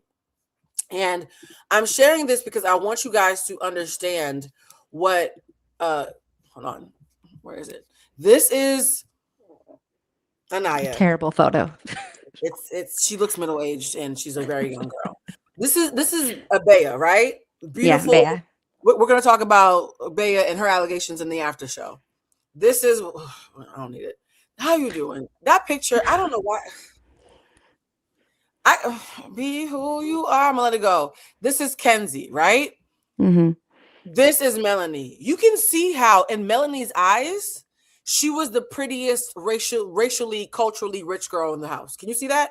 In Melanie's eyes, when she saw the other four girls, she said, there's two dark-skinned girls. One is super pretty. One is normal pretty with questionable makeup.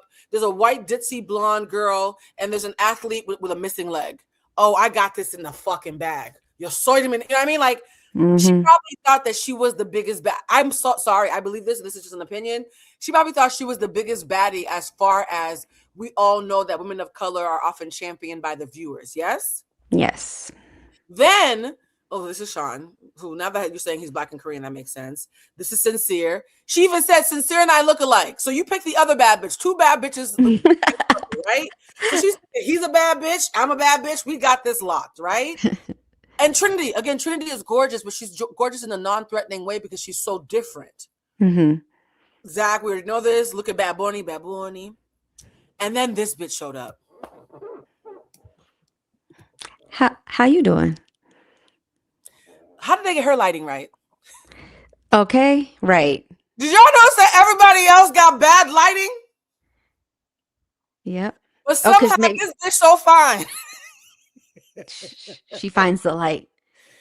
Can we see how, if you are Melanie and you're completely fucking convinced that you are the spicy, sexy Latina in the first week who's going to be the fan fave, because it's the first week and the faves are usually the original cast, right? Mhm. That Mhm. 24 hours later, this bitch pulling up ruins your entire game plan?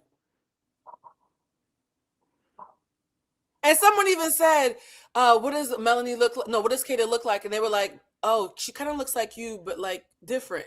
Mhm. Mhm. Mhm. What do you think that different meant?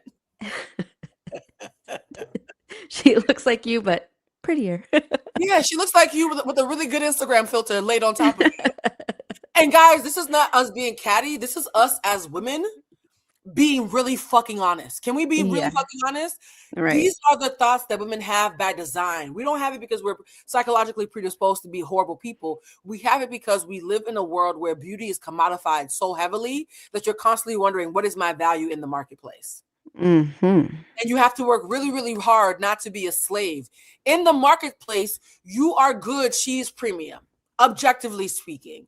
And so the minute I saw Kata and I saw Melanie's eyes, and I was like, Melanie, this is awkward. You're Dominican, she's Haitian, but you blacker than her.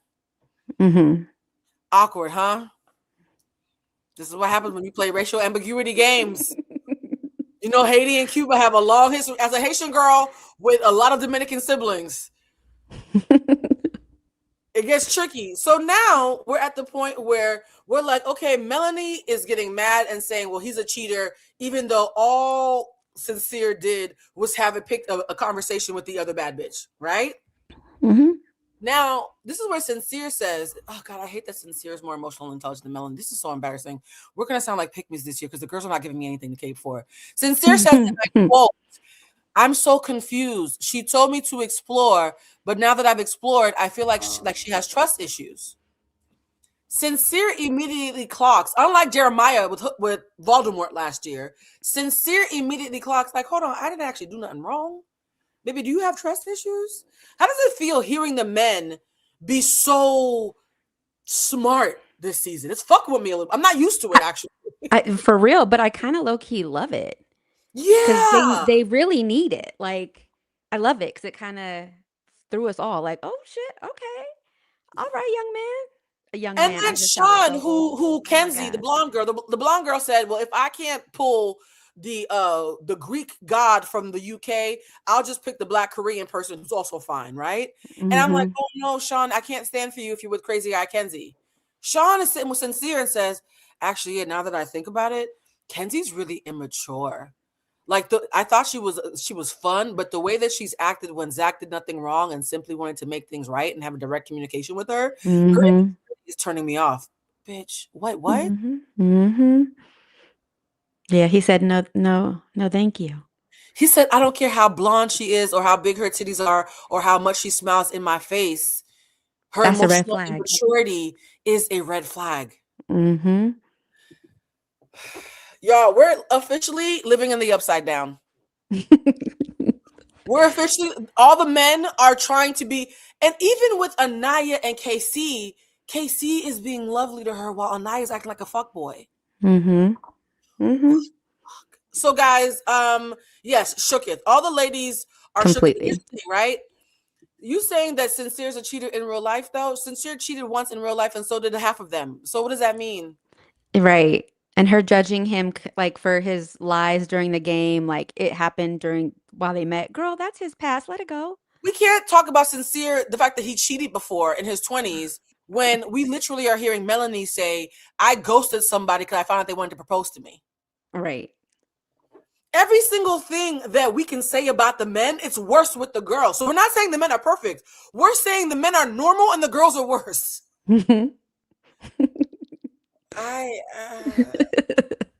It's so sad, but it's like it really is so sad. It's like, come on, you guys. Hello? So now we're at the part where Sincere says he likes Melanie, but her lack of confidence is frustrating. Again, I did not know Sincere could talk like that. I really feel like I owe this motherfucker an apology. Mm-hmm. For him to say, Right. I really like you, but your lack of maturity is frustrating. Then when Sincere is confronted by, Sincere pulls Melanie aside to say, hey, sis, I recognize that when I talked to this bad bitch for 35 seconds about pizza toppings, you came undone. Mm-hmm. I want to come to you as a man and let you know under no circumstance you need to be worried about her. As fine as she is, I choose you. You are the person I'm focused on. You are my priority. No matter how attractive she is, I'm invested in this. It's you and me. In fact, I think me and you exploring other people and actively choosing each other because we like each other, not because we were too scared to explore, will only strengthen our bond. Mm-hmm. And the entire time, I'm like, has Sincere been to therapy?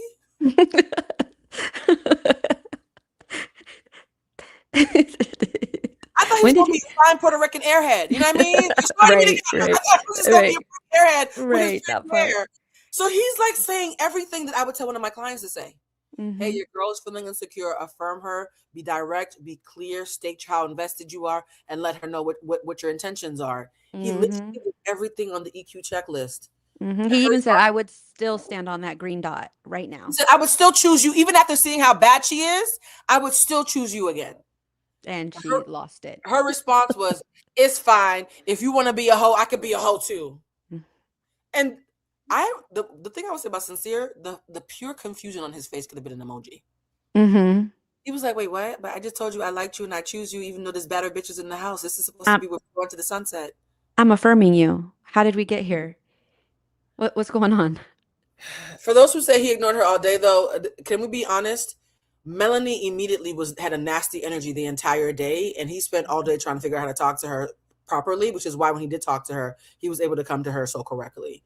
So for those who are saying he ignored her all day, number one, if my man pisses me off, I'm approaching him because I'm the one who's upset.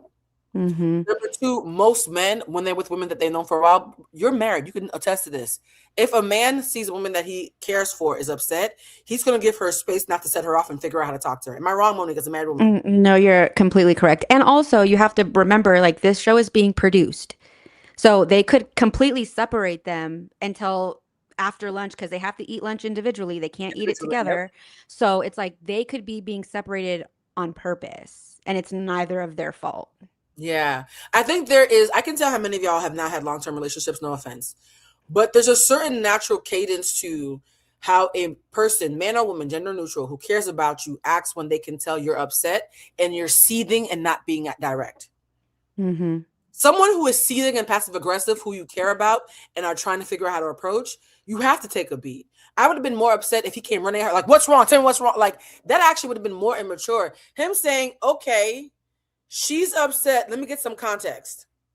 Oh, you're telling me she's upset because I did what the producer told me to do and what she told me to do.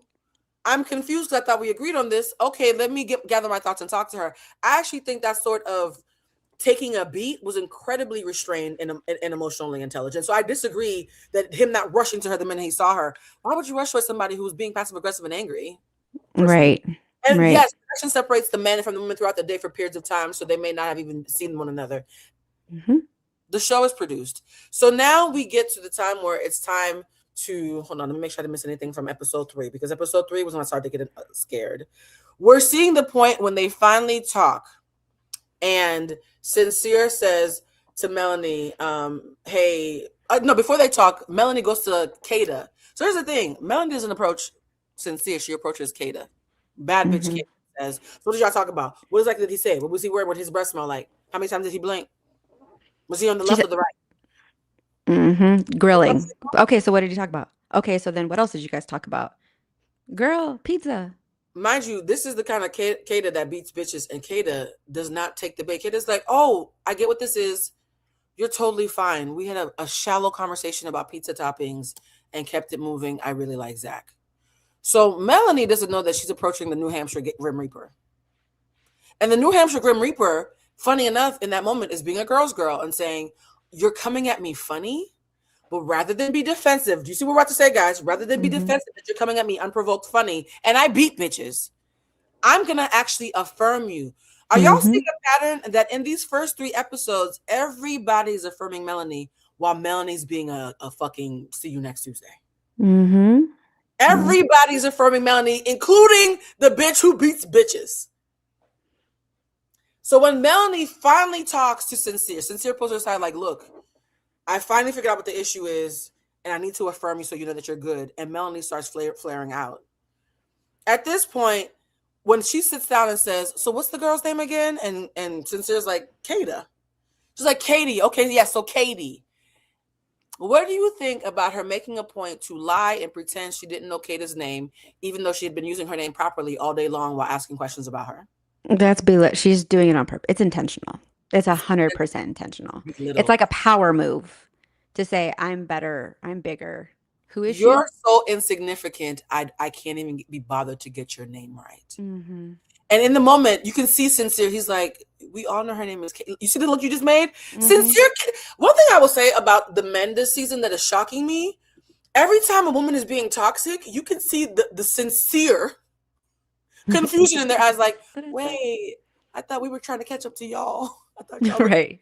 All right, so let's watch this recap of people's thoughts around episode 3. Let me remove this picture of her. She's such a bad bitch. She's amazing. Let's add this to this thing. As if they knew. So I want to humanize Melanie for a second. This is Melanie and her best friend. So see, she's not a demon. She's just might be. No, let me not say. How much?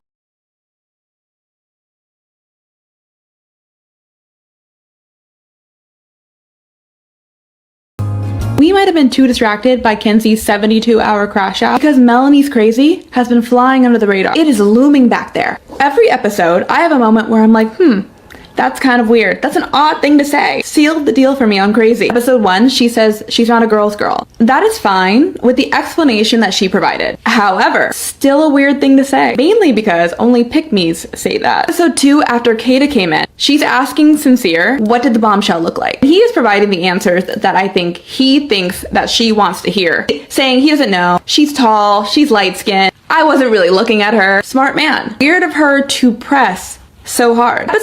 You see how, Monique, you mentioned this as a married woman. You were like, hey, he kind of knows how to. What do you think about Sincere? Can you tell us Sincere's been in long relationships before? I think he has. Or he's raised around women. Yeah. One of the two. Sincere is acting like a married man who knows how to avoid getting cussed out.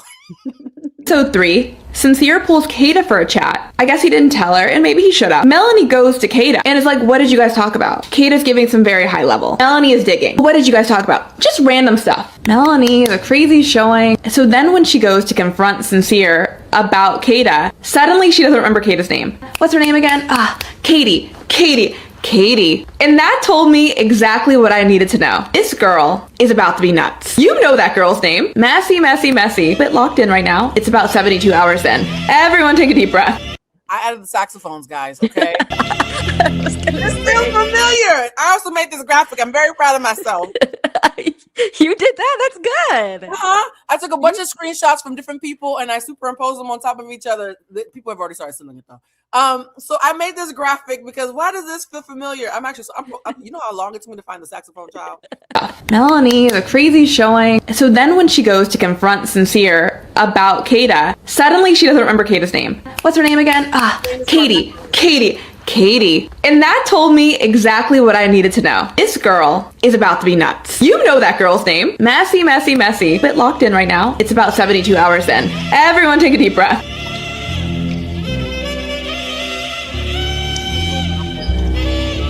I have a theory on Melanie, so walk with me. I believe Melanie has been told by more than one girl, right? A former friend, a former co-worker, whatever it is, that she is not a girl's girl. And that is where she developed and birthed this whole I don't like using the phrase girl's girl, right? I see my friends as sister.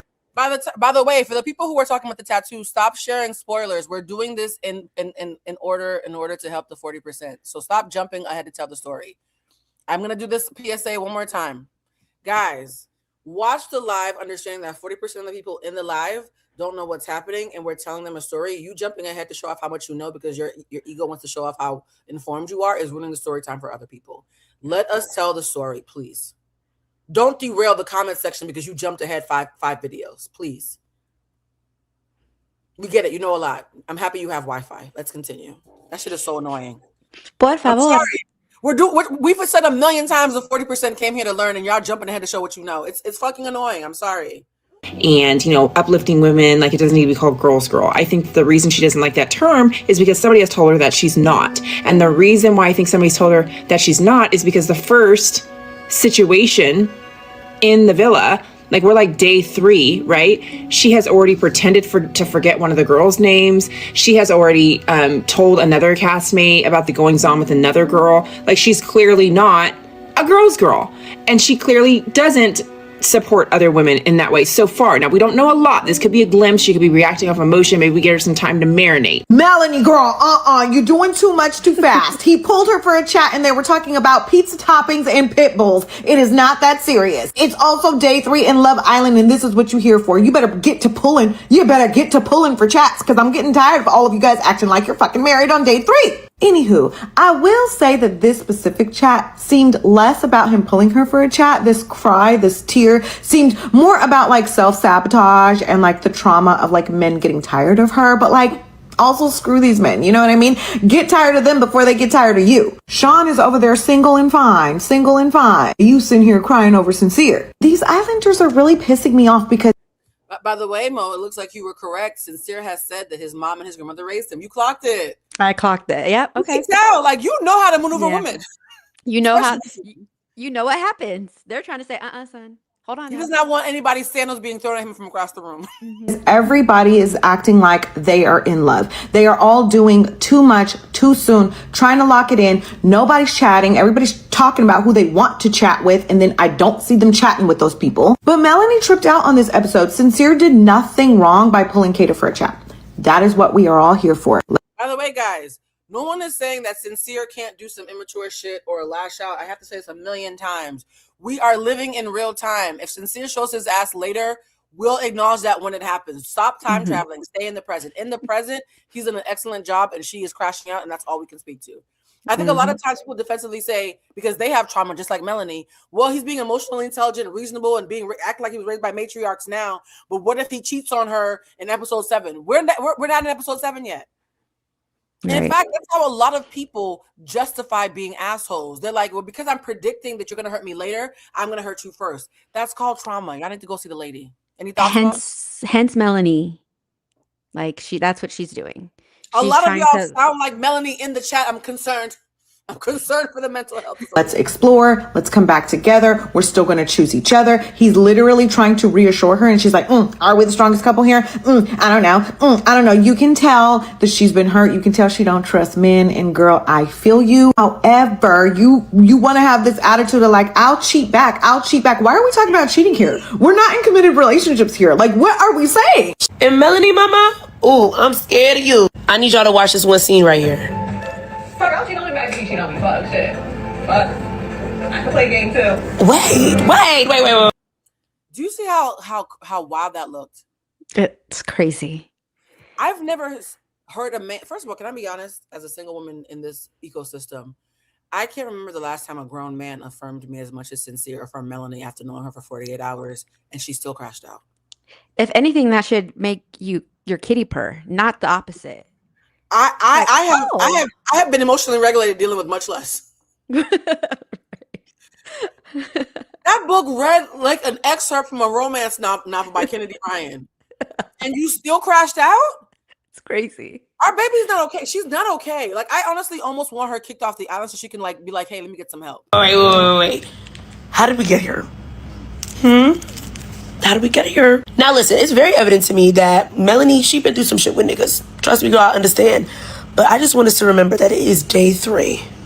Okay, y'all just play the game. I know you found out some information that, it wouldn't sit right with anybody. I'm gonna have to get to the nitty and gritty of it. But you saying this in this confessional, this tit for tat, like, oh, if he did cheat on me, I'm gonna have to cheat on him. Well, hold on. That's not what we trying to do now. And honey, I want to remind you, you've known this man for 3 days. That is not your man. I don't know what's going on in the villas, and I feel like this happens every season. These first couple days, there's always a couple few of y'all who think that the person you with, that's your person. You might last, you might be an OG from, started from the bottom, now we here, all the way through. Sure. But mamas, I'm not gonna hold you. Do not turn into this season to the Mustafa. Oh. I won't allow it in my villa. Episode 3 was the first time. Did you get that same sense in episode 3 that, oh no, this is feeling very familiar? Mm-hmm. Hit the saxophones. I need to make that Hit the saxophones. Hit the clip. Girl, please. I need you to remember who you are. Remember who you are, okay? A bad bitch from Philly. All right, let's get it together now. Oh yeah, and when Melanie said, wait, what's her name? Girl, be fucking for real right now. Girl. And you know what's so funny?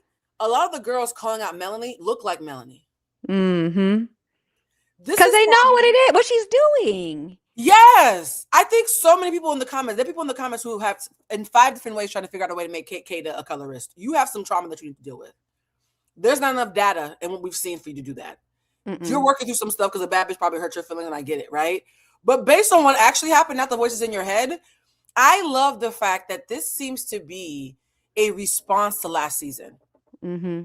It's starting to feel like last season, the audience got so educated on manipulation tactics, colorism, sexism, gaslighting, etc., because of Voldemort, that now even the light-skinned girls that you thought would be on some bullshit are like, no, we saw them fucking videos that Blue and Jesse and them were making. We saw those think pieces. We learned something. Y'all not about to catch us fucking slipping. We gonna call our girl out even though we both could pass the white paper bag test. Mm-hmm. I kind of love how they're subverting the usual discourse on this topic. What are your thoughts around that, Mo? 100%. Yeah, I love it because we're not going to do the same thing that we did last year. We're calling it early this time because we were right on the money in the very beginning about Voldemort. Ooh, I almost let it slip. We were right from the very beginning. So now people are like, oh no, this is the exact same thing that's happening now. We're not going to do that this time. It's so funny. I've noted, even as I'm looking at this montage, everything the dark-skinned girls were saying last year, the light-skinned girls are now saying because they actually listened. I think there are some people who have so much trauma, much like Melanie, they can't clock when progress has actually happened. Mm-hmm. Some of y'all are so fucking jaded that these little wins that we're experiencing right now, you're time traveling to the future because you can't let yourself believe that there was any progress from season 7. Mm-hmm. Now, again, 100%. this could all go to shit by next week. Okay? But we're here now. This time next week, there could be a race riot. We don't know. But in the present, a win is a fucking win. Right. Right? A win is a win. Right. Be fucking for real. She said, wait, what's her name again? Be serious. You know her goddamn name. Oh my God. Don't embarrass yourself like this.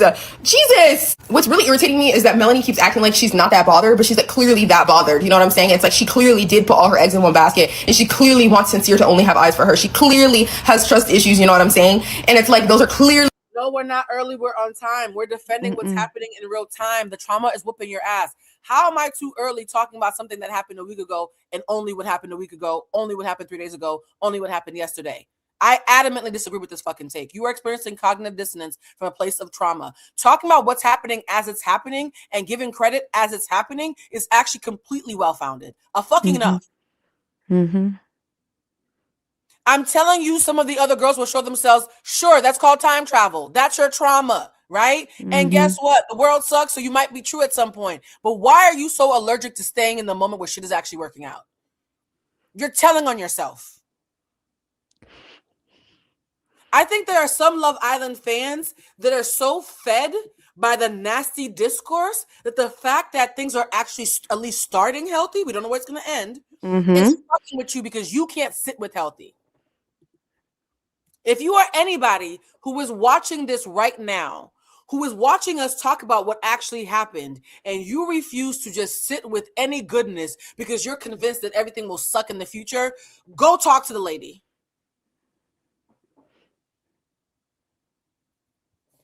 I'm tired. Be present. The first thing we 100%. said in class is that time travel is a trauma response. Mm-hmm. If it sucks next week, we'll talk about it sucking next week, but it's good the fuck now. You just told me how you show up in your relationships. Clock it. You just told me how you show up in your relationships. You just told me how you act when God sends you something good that you weren't expecting. I'm trying to be nice here, but you're making it hard. Rearing their ugly little heads. You know what I'm saying? And it's like you just need to be honest with yourself at this point, because not being honest with yourself and lying to yourself and acting delusional is just a bad look for you at this point. Like, it doesn't even look good. Like, you might as well just be honest and say that you're upset about it. You know what I mean? Like, you might as well just be honest with yourself and the rest of us and just say that that is bothering you, and just say that you hate her. Just say that. Just, you know what I mean? Just stand on business at that point. Just stand on business. We know that you are pissed off. We know that you hate. She's like, no, like, I'm fine. Like, it's not even bothering me like that. Like, I'll just cheat back. Girl, we know it bothers you. And that's for the person who said, why am I applying this to myself with self-sabotage? I feel so bad for Melanie that she's young. She is. She's self-sabotaging. Mo, do you relate to, because here's the thing, there are no demons. Even Melanie's not a demon. She's unhealed. Use the language unhealed. Go see the lady. The boys have gotten therapy. Please work on yourself. We've been using that language intentionally. Is there any part of you that relates to this part of Melanie, Mo? Yes, because I used to self-sabotage until I got help and started healing. Yeah. It's something that happens, and it's okay that it happens. However, you have to acknowledge it and say, okay, where is the area that I need to grow? What are the things that I need to do? Fix it. Like, get in there, do the work. I think to me, this chat is showing that Melanie really is the next iteration of Voldemort, i.e. Huda Mustafa. Because last year, the crash out girlies were so busy hyper identifying with Huda, they couldn't see the forest for the trees. This year, Melanie is a more of color, more sympathetic iteration where these girls who saw it when it was in Huda now can't see it in themselves. To me, y'all are actually proving that she is the next Huda. Yeah. You're so busy feeling bad for her that anytime that we hold her accountable or objectively call out how she is the harbinger of her own demise, you can't sit with that with her because you can't sit with that with you. How's that any different than the Huda fans? How's that any different? It's the exact same. It's literally copy, meet, paste. Yes. So yes, we got a more intelligent, emotionally intelligent iteration of the boys.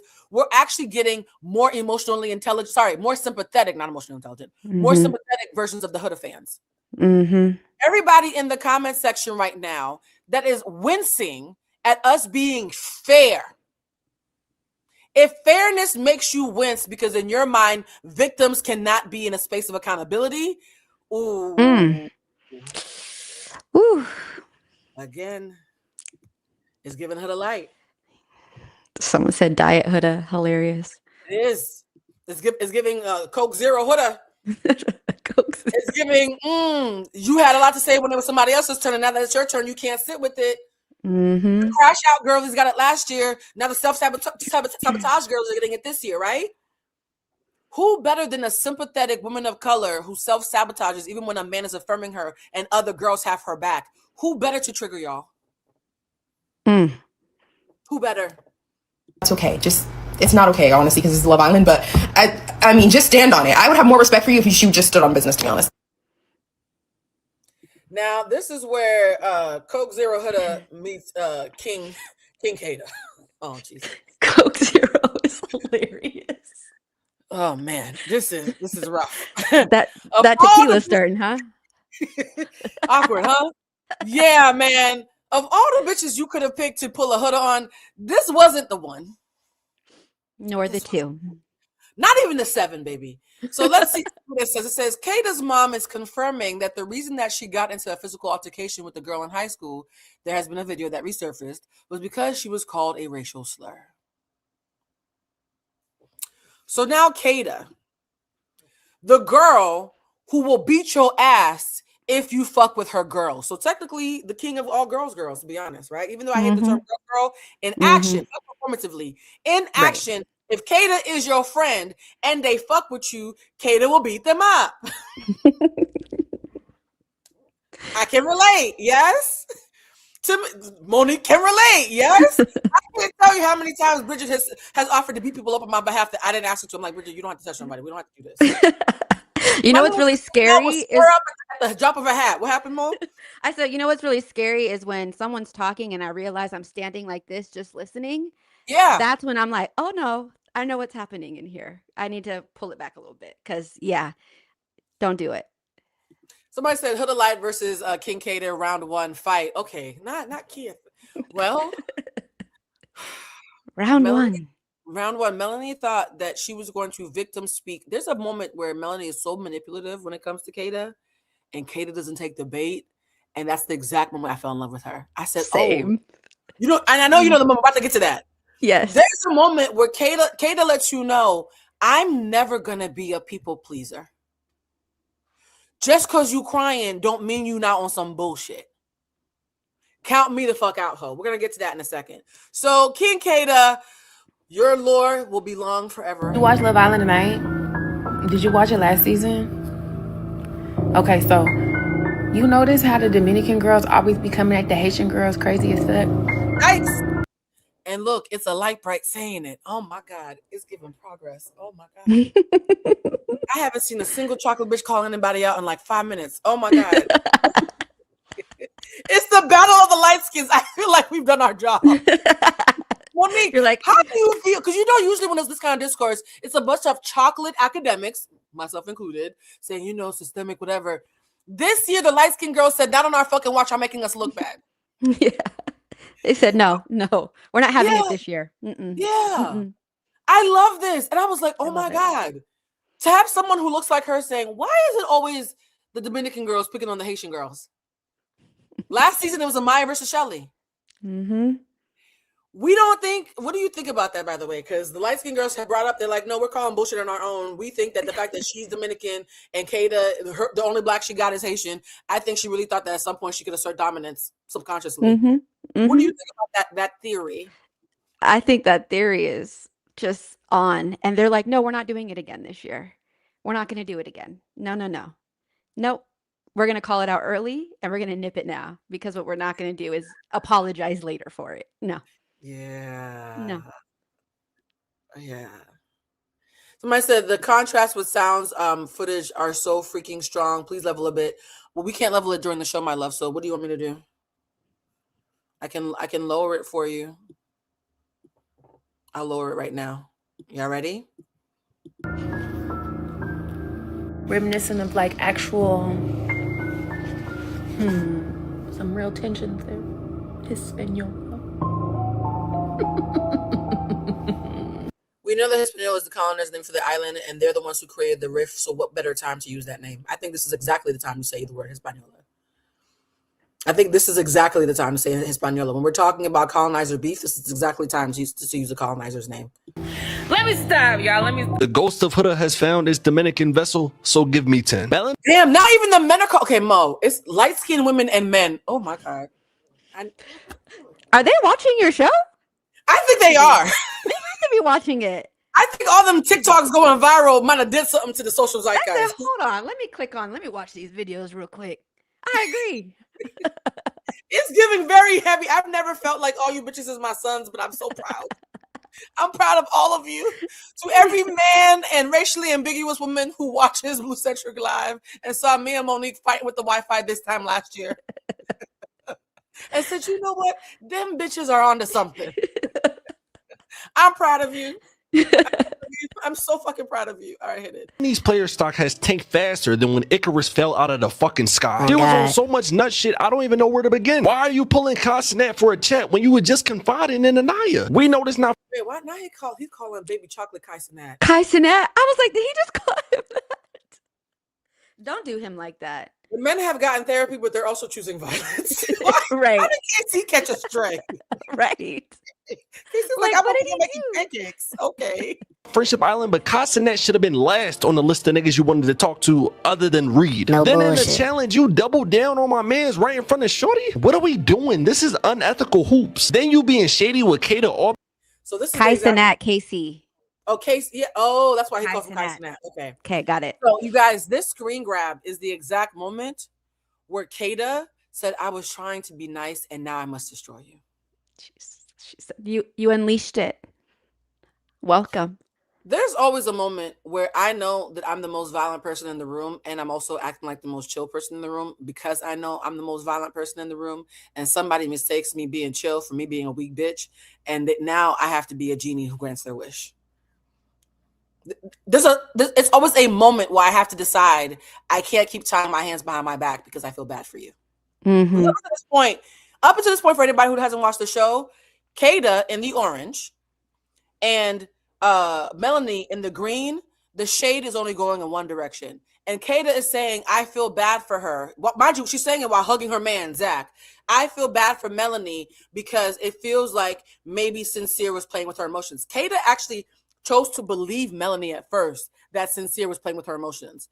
But after watching Sincere's actions and saying, Sincere is actually being reasonable and you're crashing out alone, Kada's like, I'm trying to actually be a girl's girl. Mm-hmm. I'm trying to give the girl the benefit of the doubt. The entire island, much like Huda, took the girl's side first. Mm-hmm. Oh, he's a player. He's a cheater. All the things y'all are saying in the chat, right? He's a pretty boy with silky hair. He must be out here trying to get hoes. And Kada's like, Sincere, I'm not interested in you, and I'm going to have Melanie's back until it is time to dunk somebody in slime. And Melanie makes it a point to say, Kada, I need to see your face in that fucking slime. Ain't it crazy how she got her name right there? Yeah, you got her name right when you were about to dunk her. Okay, noted. I do have that Taurus energy. I do. So, and Monique's an Aries, so everybody's here, right? So, I just think it's so funny because this screen grab, you see how even when she walked up, she said, oh, it's fake love. And then Melanie's like, no, it's all love. She's like, no, baby, it's fake love. And Melanie's like, no, it's all love. I just need to dunk you. No. And Kada says, so that's fake love. Why would you need to dunk me if I didn't do shit? What did you think about Kada rolling up and saying, no, baby, it's fake love? Every time Melanie would say it's all love. I loved it. I loved every second of it. The Aries in me was like, yes, call it. Please call it. Please. If you want to get a copyright infringement, I would start playing Lucky If You Buck right now. If we knocking, we can do a rendition. Knocking and bucking and ready to fight. Hey! And Osama bin Laden, bitch. No, for anybody who doesn't watch the show, what is this show? We are unhinged. It's so fun. It is fun though. This is the exact moment when a self-saboteur makes an enemy out of an ally unnecessarily. This is the exact moment where the person who was going to ride for you because she thought that you were a girl who needed to be protected realizes that you are a hating ass op, and now she has to do a kill shot. She said, "Oh, you're not the one I thought you were." Noted. I feel like if Melanie could go back in time, this is the exact moment where I feel like she should have erased it. She would later admit when she got scared because she realized that Kada was going to beat her ass. There was a moment where Kada, I don't want to get her name right, Kada didn't even raise her voice. She looked so clearly into Melanie's eyes. You saw Melanie's spirit die. She was like, oh, this girl's going to hit me. Mm-hmm. We'll get to that in a second, but let's continue. Because Sincere put her for a chat. I'm glad Kada got her get back because you was on some straight bullshit. What's with the Dominican Haitian beef? This show is about love. Lock in. And I'm already knowing you was thinking about that shit all day when Kada said Sincere need a promotion from you because he do. Then you tried to get validation from her after you was throwing your little temper tantrum and she just stared at your dumb ass. This is how Kada was looking when Melanie tried to play off what she did. She said, "Nah, bitch, stand on it." Because here's the thing, didn't watch the show. After Melanie dunked Kada then, instead of retaliating with Melanie, made out with Sincere. She said, "Oh, your biggest fear is that he likes me. Then I'll fucking mouth fuck him in front of you then." Oh, and also, who needs a promotion? He does from his relationship with you. The question was, who needs a promotion? Who could do better than who they're with? She didn't pick Melanie to dunk her. She picked him. We're going to get into that in a second. Like she should have, but the cherry on top is give me 10. This was textbook victimization, ladies and gentlemen. A full display of a woman who cannot take accountability. The boys have been going to therapy or watching Bluecentric live. What is happening? Yes, I love this. 100%. Why do you retire? No, you need to keep doing because we need to keep educating. We no longer have, okay, is this the graduation speech? What is going on? This is not what the discourse sounded like last year. Oh my God. No. Impact. I love it. I'm here for it. I think I'm just taken aback by how quickly it happened. Right. What a difference a year makes. Men be listening. I told y'all, for everybody who said, Blue, why did you go on the Joe Budden podcast? Men don't listen. I beg to fucking differ. They've clearly been listening. My God. I'm here crying because niggas tell her about herself and she telling B to relax. Bro, I've dealt with this shit so many times in my fucking life. So Sincere, if you can hear me all the way in Fiji, get the fuck out of there. This is exactly why you never fuck with a John from Southwest Philly, because they all act like this. These faces, oh my God. No, seriously. My heart hurts for this young lady, and I sincerely hope. I'm not joking about See the Lady. I really, really do hope that there's a conversation around her aftercare when she leaves. She's not well, Mo. No. All this because a guy who said he adores you had one conversation with a bitch who don't want him. And then affirmed you that you were still his number one. Make it make sense. Trust me, I know all of them. B, I'm not gonna lie, you should have just took your fucking leg off and beat the shit out of her, because I know she would have called me. Wait. No. This is also a little bit of me, so I take responsibility for this part as well. Let's explain to the 40%. When the bombshell comes in, the tall man Corbin, who's very tall and conventionally fine, I guess he's not my type. I don't find him attractive. Me either. Who is 6'4" and big and light skinned, which is all it takes apparently, comes in, and all the girls agree that he's their type. And Anaya, who's I do believe has some colorist issues, personal, that's my belief, says, "Oh my God, he's tall and light skinned with green eyes. That's every girl's fantasy." That's not every. Not mine. And if you've seen Monique's husband, that's definitely not her. Her husband looks like Tupac. So that's definitely not her fantasy, right? So when he comes in, Bea says, "You know what? Kenzie, blonde girl with the crazy eyes, I was annoyed when I found out that you talked to Gabrielle, Bad Bunny, because, I was feeling him, because usually as girls, we tell each other, hey, I'm going to explore things with your partner. Are you okay with that? But now that you're explaining to me how sad you are about being uncoupled, I'm now recognizing that as someone who's not in a couple, you're vulnerable. And I can see it from your point of view. Bea, who they're saying is a lesbian. We're going to talk about Bea being lesbian in the after show, child. But Bea, be who you are, said, baby, I didn't realize that I have a privilege that you don't have. You know what? Next time there's a bombshell, because you're actually not safe, all of us girls are going to give you a chance to get to know him so that you have an opportunity like we've had. We've all had a chance that you haven't had yet. So Bea, again, is being a girl's girl, not performatively, but in action. So they all agree that Kenzie, the white girl with the blonde hair, who's shocked that nobody wants her despite her being white and blonde, except for Sean, who kissed her a couple of times until he realized that she was a child on the inside.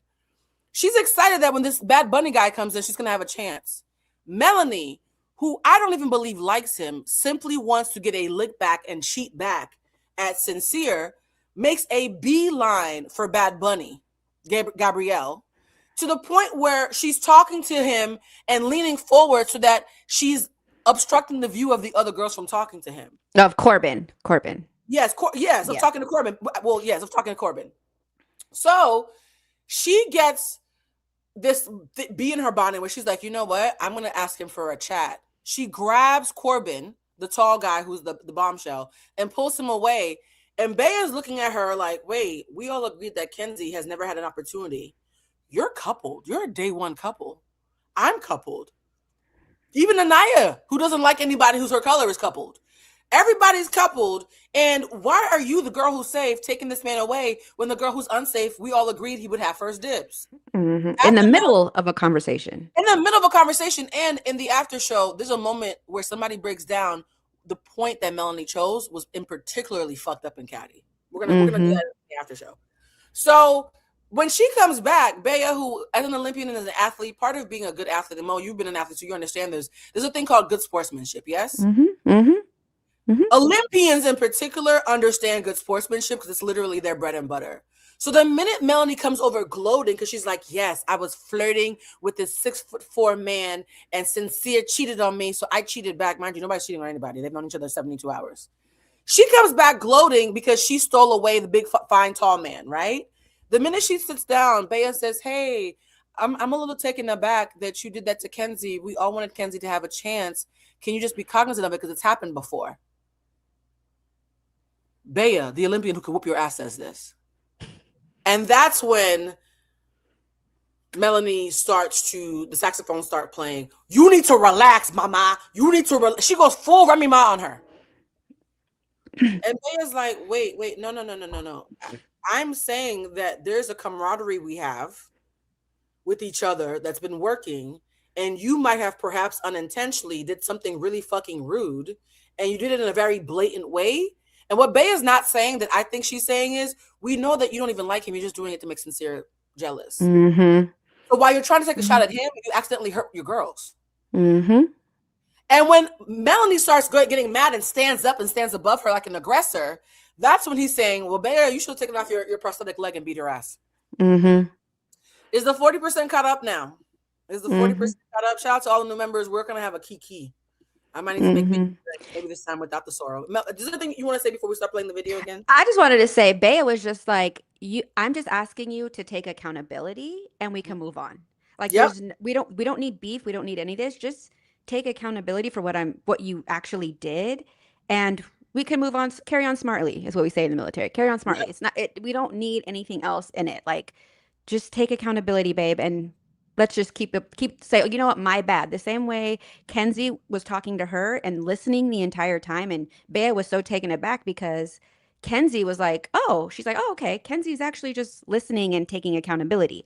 That was her position to do the same thing, and she could not do it. Did not do it. And Melanie's response was, I am taking accountability, ho. Was good. Right. But that's not how that's that not works. it.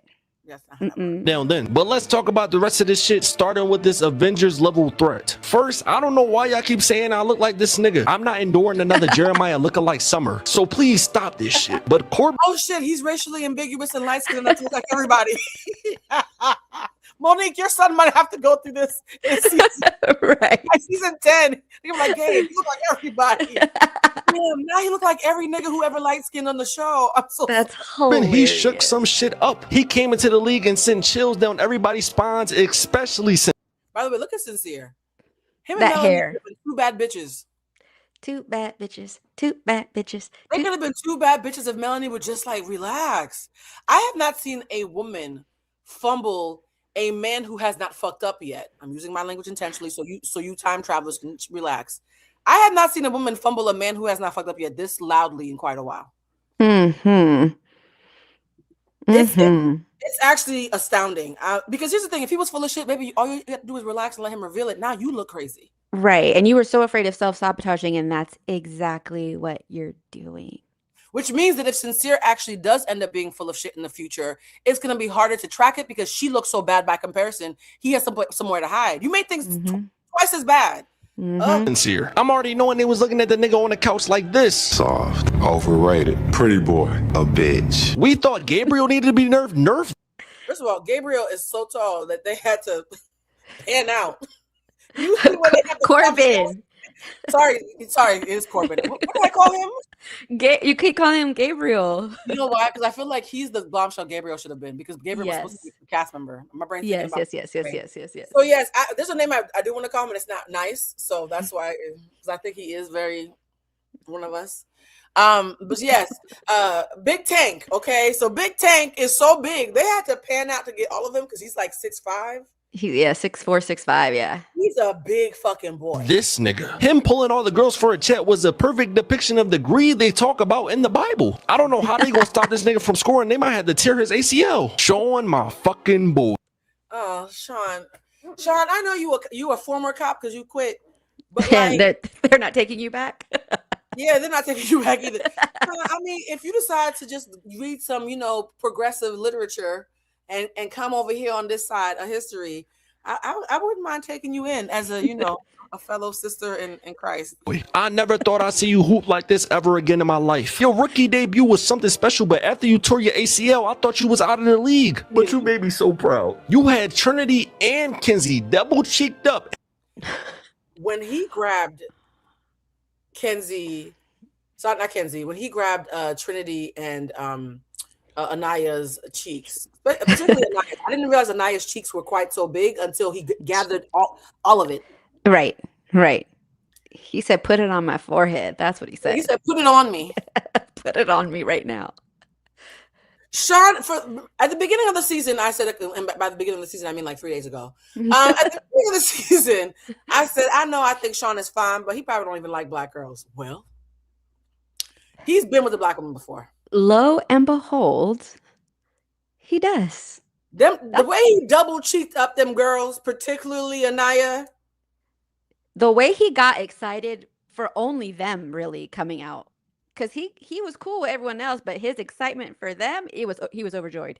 Overjoyed. Shout out to everybody who thinks Corbin is fine as fuck. I'm happy your type is on the show. That's all I can say. What is his accent? Probably Caribbean, Miami, Latino. Okay, I don't. It felt like somebody took a couple of accents and threw it in the blender. No, I'm being so serious. I'm not even being like xenophobic or an asshole. I mean, I'm an immigrant. But like I'm saying, like sincerely, his accent felt like he's halfway foreign and halfway just a little slow. Okay. And some people think that when you have an accent, you sound slow. My whole family has an accent, so that's not what it is. And you know what it's like to have accents in your family. That's not what it is. This is like he sounds like a neurodivergent somebody, like Puerto Rican or Dominican or like there's something in there culturally, but there's also something in there little. Got it. Amaya, got it. Continue. Thank you. When somebody is from a different country, but also might have the tism, we're gonna call it Amaya. Because I'm working really hard. Because when you're talking about your own people, there's a shorthand you have. Right. For those who know that I'm somebody with a disability, I don't want to sound like ableist. So I'm gonna say he's giving Amaya. Corbin is big and fine to some of y'all. Look, Sean, y'all know I like Nigerians or Sean. There's no in between. I like it super chocolate or Samoan like my daddy. Can you hear me? Sean look like my daddy's tribe. Look, whatever. In the palm of your hand. It's safe to say you will be in this league for a long time to come, my brother, so keep it up. Also, round of applause for voicing everything we've been saying about Kenzie from the fucking jump. She is very emotionally immature from the... This was the moment. Look at Sean looking like somebody's daddy. I've been thinking, that young lady's a little mature. I said, what show is this? Right. And he's sincere. He's like, yeah. Sincere's like, yeah, and I'm frustrated by Melanie's lack of emotional regulation. And I'm on the couch like, what the fuck? What are we? Thank you, production, for putting that in there. Because we need that. We need to see it. I didn't even know this generation knew how to do any of that. So I'm very proud. When she acted with Zach, she would do the same shit to you. So I'm glad you peeped that shit. You really my twin for real. Anaya, I'm gonna be honest. You gotta stop this nice girl act, especially with Melanie. Anaya playing Mammy to Melanie is what Melanie was expecting and looking forward to and probably used to. What do we think? We're not going to get too much on Anaya because Anaya is the focus of the after show, right? For the after show, we're going to be talking about Anaya and these niggling feelings that we're all starting to have, that she might have some internalized colorism. We're going to be talking about allegations that one of the cast members is gay. So a man has come forward and said, I fucked one of the guys. We're going to talk about that. And we're also going to be talking about some other stuff. But Anaya, what do you think about her taking on what seems like a sidekick Mammy role on purpose? I think she's doing it to be non-threatening because she wants to stay, but also is trying to figure out how to make sure everyone feels comfortable. Yeah. Anaya being what she's starting to present was not on my bingo card. First, she tried to take your nigga, and now she just throwing temper tantrums. You can't be everybody's shoulder to cry on, especially the joint that's trying to fuck your nigga. Sincere, I knew I said I'd never switch up, but I'm switching up tonight. Go get Kata right fucking now. And okay, see. Someone said you have to be a member for the after show. Yeah, you do. Yeah, the after show is a members only perk. But here's the thing that's so wild is I think it's interesting that we all were happy that Sincere was standing by Melanie. And Melanie is showing off so much. Now people are rooting for her worst fear to come true. You see how self-sabotage works? Imagine the audience is the universe. When you keep on feeding a fear, you're begging the universe to make it come true. The thing she feared, she's now forcing the audience's hand to clap for it as retribution. Because how dare you be this ungrateful? That's how the universe works. You guys know that we always try to have some edutainment. In real life, when the universe gives you a blessing and you refuse to see it, appreciate it, or move as if it's present, you being ungrateful makes it want to give you the thing that you're feeding instead. And the thing that you're feeding instead is your fear. Oh, baby. I just had that conversation. So, Only feed what you want to grow. Starve everything else. Whole time, Zach really the homie for real, but we cannot see Melanie win this war. She gaslit the shit out of you last night, and now she going at every other nigga as a way of retaliating. We need a girl bombshell immediately because my man needs saving. Also, what's up with this nigga Zach? Like, I know it's June, but like, his shit with Bryce just looking a little too authentic. I don't know. He gassing up Bryce more than he does Kata. Speaking of Bryce, I know I'm usually a hater, but as a nigga that love hoops, he clutched up in the fourth. Trinity literally said my mans was faking it and he still pulled up from deep. And the crazy thing is, the shit went in. I gotta give you your props because up until now you was a sorry ass nigga, but I gotta respect it. Also, why the fuck was Kata eating apples with ketchup? Is that some New Hampshire shit? Yeah, everybody's mentioning about the apples and ketchup. Is that what goons eat? What is apples with ketchup? Who eats a green apple with ketchup? Like, huh? See, Kata, I've been showing you a lot of bail. I have no explanation for that one. Am I tweaking? Melanie, sister, I don't know if you know this about Kata, but she's really not the one. She likes to, how you say, do do do do do do do do do do do do do do do. Yeah. She's actually the last one. One last thing about Melanie, she did not know who she was fucking with when she was trying Kata. She did not. First of all, this new moniker of Melanie does not know that Kata is the New Hampshire Grim Reaper. What do you think about them calling now Kata the New Hampshire? I think it's fucking hilarious. I think it's so funny, but also I'm here for it because you don't expect somebody that pretty to be a goon. No, and I love it. I love it. What did we used to call ourselves? Oh, we used to call ourselves goons, yeah. Yeah, like pure-hearted. What do we say? pH. Yeah, we were pH balanced goons. Yeah, pure-hearted goons. So the pH is for pure-hearted. And yeah, we are pure-hearted goons. I did not expect a fellow pure-hearted goon. We don't know if she's pure-hearted quite yet, but so far she has been. The goon we do know. We've seen her slap enough bitches on replay videos on TikTok, and she has a mean slap. It's very, it makes contact. Yeah, she got a heavy hand, and I'm just tickled that someone this attractive, she's a Haitian German goon. I have never heard of this archetype of woman before. I love it. Watch a bunch of Haitians and Germans try to get together, try to make it. Know that Kata is a bad gal and she runs New Hampshire. She did not know this because the way she fucking tried her in that challenge, let's be honest, that shit was not thought through. She did not think that Kata was gonna turn around and try her back. She thought Kata was an easy lick. She thought she was an easy target, let's be honest. So then when Kata actually came and packed her ass the fuck back up, she was like, oh, I don't think Melanie has had that done to her before. I feel.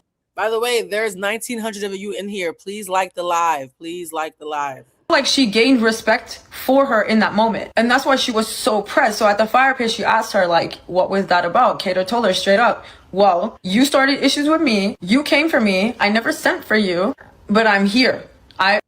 When Melanie confronted Kata and Kata stuck 10 toes down and Melanie immediately backed off, what did you think about that moment? You tried it. You really tried it. You tried it. You pulled the wrong one. So scared. She apologized in the confessional when Kata wasn't even there. Wasn't she crying? No, in the confessional, no, she said, later. But no, I did start it. It is my fault. Kata, I get it. I don't want no beef. Like you can tell she was scared. She's like, we're not beefing. Yeah, we're not beefing. We're not beefing. I looked into her eyes. That bitch look like she can fight. We're not beefing. No, I will give Melanie credit. I know that Melanie's been getting a lot of critique because she's been acting like a fucking donkey right now, right? And though I give her credit that the bitch knows how to stay safe. No, because there have been times where I've been about to black out and I've been telling people, stay safe. You are not safe right now with me. Right. And they get what they asked for, yes? Melanie was like, I'm about to get beat up. I can tell. I'm going to head on out. I actually respect that. I respect when someone looks into the eyes of a goon and recognizes I'm not safe here. Let me see myself out. So I will give her credit for that. I will respond. Kata let her know. Come for me, I'm coming straight back. And Melanie had to fucking fist pump her. She had to dap her up. I was like, yeah, Kata said, yeah, you on some funny shit, ho. So you're funny, I'm hilarious, bitch. And Melanie said, you got me, and then fist bumped her. Okay, I'm sorry. I ain't never seen no shit like this in all my years of Love Island. How is this only episode 4? Bro, I'm telling you, so much is happening already. It's crazy. It's so crazy. Okay. awkward. But then the worst part of it was the fact that while Melanie's having like a meltdown, she really turned to Kata and expected Kata to console her. Are you fucking good? Why? Right after I chin check you, you have a meltdown and you asking me to be your shoulder. Bitch, Ho, is you crazy? Kata's face. Oh. Oh, you think I'm about to get up for you? Yeah, for the 40%, let me explain. So when Melanie and Kata have their 1-2, Kata's made it clear, bitch, I hit hoes. Not too much on me, right? So Kata is already made it clear I'm not the one. When Melanie and Beatrice have their altercation about, hey, Bea's like, hey, you were being rude the way your back was turned. We wanted Kenzie to have an opportunity. You already have somebody. Why are you being greedy when our girl out here struggling to find a connection? And then when she stood up, Melanie stood up and was yelling down at Bea in the way that the young man said that Bea should have took it off her leg and beat her up. When she got up, she stormed away because Bea, like Kata, was incredibly emotionally regulated, right? So Bea is looking at her like, why are you screaming at me? If you're going to be held accountable and you said you understand, then the conversation's over. Just do better next time. That's all. Why? Right? Melanie starts screaming, yo, you don't want it. Give me 10. Give me 10. And she marches over to Kata, who she just had beef with, and says, Kata, can I talk to you for a second? I need somebody to talk to. And Kata's like, I'm not your friend. You ain't talking to me. Bitch, why are you choosing me? We're not friends. That was the exact moment I said, oh my God, Kata is not a people pleaser. And she immediately turned around. Like, she turned around like, no, baby, no. You were my op 15 minutes ago. We are not cool. You crying doesn't make me forget that you came after me. Are you brave enough to be that clear when a former op tries to use a sympathy to endear you? I'm not going to answer that question. I feel like the audience already knows my answer, child. Yes. What? You wouldn't have felt bad like, oh, I know we have beef, but you poor thing. No, that's why I loved it so much, I think, because that was a little piece of me. Oh, now you need someone to be nice to you, huh? And even Zach was like, you just came after my girl. And right. Yeah, I'm good. and you crazy? And Melanie turned around because what else are you going to do in that situation? Like, they both rejected her. Like, we've already seen Love Island season 7. Huda, you are not getting us involved. Leave us alone. And somebody said, I love Kata even more for that. I think a lot of us did because a lot of women, when they have stood 10 toes down the way Kata has, but are not fully secure in standing 10 toes down, they will sometimes give someone being manipulative a win just so they can like, oh, I don't want to be the bad guy, so let me soften up. It takes a lot of confidence to still be like, no, I don't want to pander to your insecurities to seem like a nice person. I'd rather stand 10 toes down that this feels manipulative to me. I was very impressed. Why would Kata console you? Why would Kata console you? No. Just because we hash it out does not mean we're cool. Does not mean I fuck with you. Hell to the no. And the thing is, again, I'm really trying to hang on by a thread here with Melanie. I want to like her. She's making it very, very difficult. But I fuck with Kata. Like, Kata, she's up there for me. Let me know what you think, though. There were 2 main life lessons showcased in Love Island tonight, episode 4. And if you wasn't paying attention, baby, let me break it down for you real quick. First of all, there's a big difference between a real mean girl and a fake mean girl. And a lot. Now, this is where I want to show you how people get things wrong. Every time she says mean girl, she means a confident woman who doesn't pander to insecurities. Do y'all see how quick we are to call women who don't pander to insecurities mean?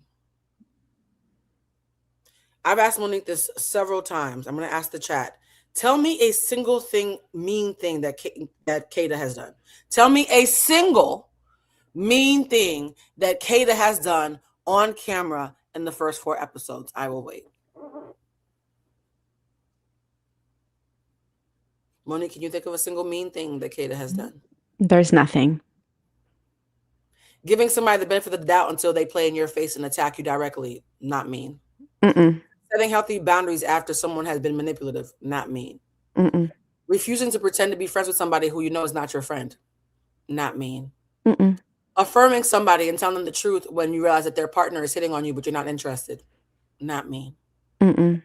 Tell me a single fucking mean thing that Kata has done. There's none. And yet the entire premise of this is Melanie was trying to be a mean girl and Kata is a better mean girl. No. Melanie was trying to pretend to be a confident bad bitch and Kata actually is a confident bad bitch. Every time you hear mean, change it to bad bitch, and it's the only way this video makes sense, okay? But I think this is the reason why I include this video is the fraudulent framing immediately tells me how this young lady sees people who stand up for themselves. A lot of you have a friend who is very direct, very reasonable, doesn't have malicious intent, takes accountability for actions, sets reasonable boundaries, and you have convinced yourself that's your mean friend. A lot of bitches out here running around being fake mean girls, aka Melody, okay? She's emotional, she's impulsive, and a lot of her decisions are simply reaction based. She just described insecurity. Mm-hmm. Because if mean, the opposite of mean is nice, right? Mm-hmm. So she's saying Melanie is not mean. You didn't describe nice as a juxtaposition to mean. You described insecure as the opposite of confident. So every time she says she's not a mean bitch, what you mean is she's insecure. Which means the opposite of insecure is confident. Oh my God. The framing of this video was infuriating, but also relatable to so many people who are watching this live, who are not used to me or us, who don't know that I'm an emotional intelligence coach 20 plus years in, and are realizing that within the framework of videos like this, you're seeing your own personal blind spots, which is honestly the only reason why we're doing this, right? There are so many people doing Love Island recaps. We don't just recap Love Island because it's popular. We recap it because it's teachable moments. Did I miss anything about the framing before we continue? No, ma'am. All right, let's watch based on the current situation at hand. She don't think big picture because she been cosplaying as this big bad mean girl by first of all acting like she don't know Katie name, calling her Katie, dunking Katie in the tank, and then you got the nerve to argue with Beatrice, my favorite babe. What are you doing? Acting like you don't know why everybody's mad because all the girls had agreed that whatever bombshell come in next, they're gonna give Kenzie the chance to chat with him first. But you ran up them steps talking about and blocking her off. They can't talk. But then whenever somebody go wrong or try to confront her about her actions, she in a confessional crying. Versus a real mean girl, aka Katia, who got the receipts to prove it, who do not make any decisions with a bitch. She's a bad bitch, a real bad bitch. Thank you, Monique, for changing it. A real bad bitch. Mindset or based off of emotion. Everything is calculated. Exhibit A, Katia made sure every kiss she had in that challenge was with Sincere because she knew it was gonna mess with you, and then she called you out in front of everybody with your fake love. Exhibit B, when Melody tried to confront Katia about kissing Sincere in the challenge, she essentially said, yeah, I kissed him because I knew it was gonna mess with you, and I'll do it again because you're not finna out-tit my tat. Lastly, I don't think nobody gonna peep this, but when Melody took Corbin up there for that chat, and all them girls was sitting by the bonfire just talking, did y'all notice how Katia just sitting in the back and didn't say a word, but she's staring off into space because her wheels is turning, baby. She plotting right now, and I bet the next episode she finna be planting seeds to get Melody up out of there. Because as a real mean girl, baby, this is no longer about love. This is about who is the alpha right now. And the second life lesson for tonight is to stop believing in this whole girls propaganda. Baby, if you don't know who Katia is, watch Katia is you don't have to worry. The I stands for I made it up. Just like Dr. Cheyenne, doctorial. Her name is Kata. Okay. Whenever you see an I that don't belong there, it means I made it up. All right. Her name is Kata. Young lady doesn't know that confidence is not mean. Right, right. Is that nice? Show her grace, y'all. Show her grace. She's trying. We're showing young lady grace. Okay. Shout out to her. show her Don't send her any hate mail. If No, you see anybody on the show, show her grace. Show her grace. Made it up. Especially when you ain't stuck beside a bitch in all 4 seasons, okay? These girls is acting like they'd have known each other for 30 days and 30 nights. They ain't even been on this island a week. Because this early on, you should not have to give a bitch a full PowerPoint presentation on why you pulling the person that she's coupled up with for a chat. Like, don't get me wrong. Every season of Love Island, the girls try to come in supporting each other because they don't want to get a bad edit. And I feel like social media is a big thing. They be trying to push this whole girls concept, and they call everybody out if you're not a girls. But baby, everything about this season is giving hyper awareness, and I don't like it. Honestly, Katia is a breath of fresh air because she's the only person being real up in here. I just finished watching tonight's She's a breath of fresh air because you made her up. But continue. episode of Love Island, and all I'm going to say is, Kata, come get your baddie. Call them Katia and Melody. She was, she was riffing. She was just saying it because she was trying to get her point across. And the name. Y'all showed me grace when I kept on saying Gabriel or Bad Bunny when I met Corbin. So I'm gonna show her grace. I'm gonna show her grace. Because Melody, you played. I love me a mean, like I love me a mean bitch. She's not mean. Okay, continue. I'm not gonna lie. I'm just such a nice person. Sometimes, like I'm like a people pleaser. Like so insecure. I love me a confident bitch because I have insecurities that make me people please. I'm gonna keep translating for y'all what these words actually mean. Continue. I don't want to be offensive to people, and a lot of the times I don't say what. You pander to people's insecurities rather than being authentic. Got it. I really want to say because of it. Not Kata, okay? I live vicariously through girls like Kata. Let's go to the challenge, right? Melanie. I live vicariously through girls who are confident enough to be honest rather than being like me and being people pleasers. Are we all hearing the same thing? Yes. She's trying to give some backhanded compliments and then just telling herself. Mind you, this girl is gorgeous. Right. Stunning. Maybe the prettiest bitches who have to do. Okay, go ahead. Thought she was going to pull Kata for the slime thing and thought Kata wasn't going to get her get back. First of all, she was like, it's all love. It's all love. Kata was like, fake love. Fake love. That's when I knew. That's what I knew. Kata not going to be bullshitting you. She going to tell you what it is. Then she got on her little confessional. She was like, no, I'm a tit-for-tat bitch. Watch this. That we watched, right? She said, and I knew she was going to do that. Pull Sincere for a kiss. And I'm going to make it hot and steamy. And Melody was like, Melody. And you know what makes it even worse? Boys are your biggest embarrassment. Boys are the biggest embarrassment. I didn't want the kiss then. It was so good. Nigga. Look, Sincere's not perfect. What actually happened in real time, because we don't time travel, but we do stay present. He did say, look, man, this fine ass bitch who I was trying to ignore because I thought me and Melanie or Melody, whoever the fuck she is right now, sunset. But when that fine bitch tongue kissed me, I didn't hate it. What do you hate about Sincere being clear that he didn't hate it? It was just a game. I just kissed her during the game. He's like, look, man, I was trying to fight it, but if you gonna call me a cheater, a bad bitch kissed me twice and I didn't hate it. I didn't pick her. She picked me. You see how self-sabotage makes it almost inevitable that this is gonna happen. You have made yourself so unattractive and prickly to him based on your behavior, not your flaws, your behavior. That now, when the girl that he was trying to ignore kisses him, he's like, why am I even fighting this then? I'm gonna get cussed out anyways. This is great.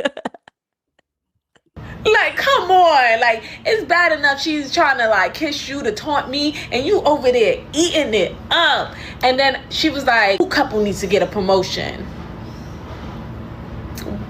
Not the baby in the bag. Sincere. Didn't even say you. She could have said you so you can get slime back, but she didn't even say you.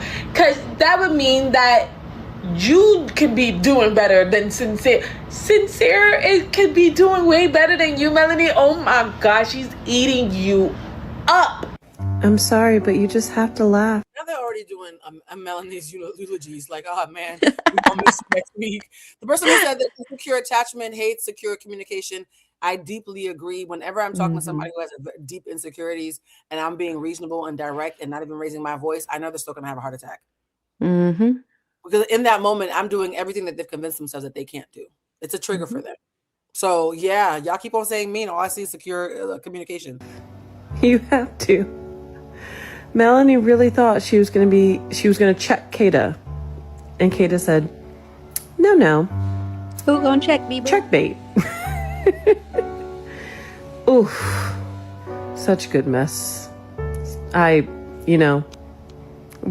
feel like if you were to do a video, it would be this one. This video reminds me the most of you. Off to a good start. I hope we stay this way. And then Melanie had the nerve at the end when she was all upset because Bea called her out to be like, can I talk to you? I need to talk to someone. Can I talk to you? And Kata's just like, is she talking to me? Like, is she being for real right now? Like, Melanie, girl, I think Sunday might be your departure, but you know what? God bless. You gave us good TV. Thank you for your service. I feel like the producers are gonna try to find a way to keep Melanie because she's such good TV. It's the same thing they did last season with Voldemort. But I think the first one to go home is the men because there's a boy bombshell. Yeah. So the first one that's going to go home is a man. So, I mean, she's going to be here another week. I think they're going to try to stretch it because it's such good TV. And though, however, I think if they do that, seeing how she's already having a mental breakdown, that's actually really bad for her mental health. So guys, at this point, this is the end of the live before we pivot and take a 15-minute break before we come back for the after show. Because, I want you to have a chance, Mo, to make some coffee, get a snack or whatever. The after show is only about 30 or so minutes, but it's messier, though. Are you getting a drink? I'll get a drink if you get a drink. Baby, I've already been drinking. Oh, I have not. Aw. I started up here. I'm already down here. You're already behind. Oh, So shit. before we end, though, the main show, before we get ready for the after show, I need y'all to understand that as an EQ coach, as much fun as we're having, I still have to be responsible.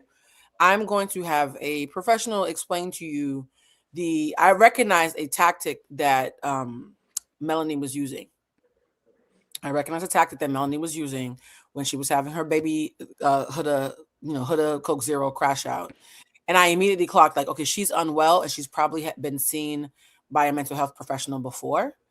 And so I intentionally sought out a mental health professional or advocate who could speak to what I saw, because I don't like it to just be me talking all the time, child. So we're going to have someone speak to what I saw because she saw it too. And we're also going to end this on a note of compassion and accountability. We do compassion and accountability. Us feeling bad for you don't mean you still ain't being fucking held accountable, though. Mm-hmm. A lot of y'all use people's mental health issues as a smokescreen to allow them to do bad things. This is not the space for that. And I'm going to say something very radical, but I need this to be said.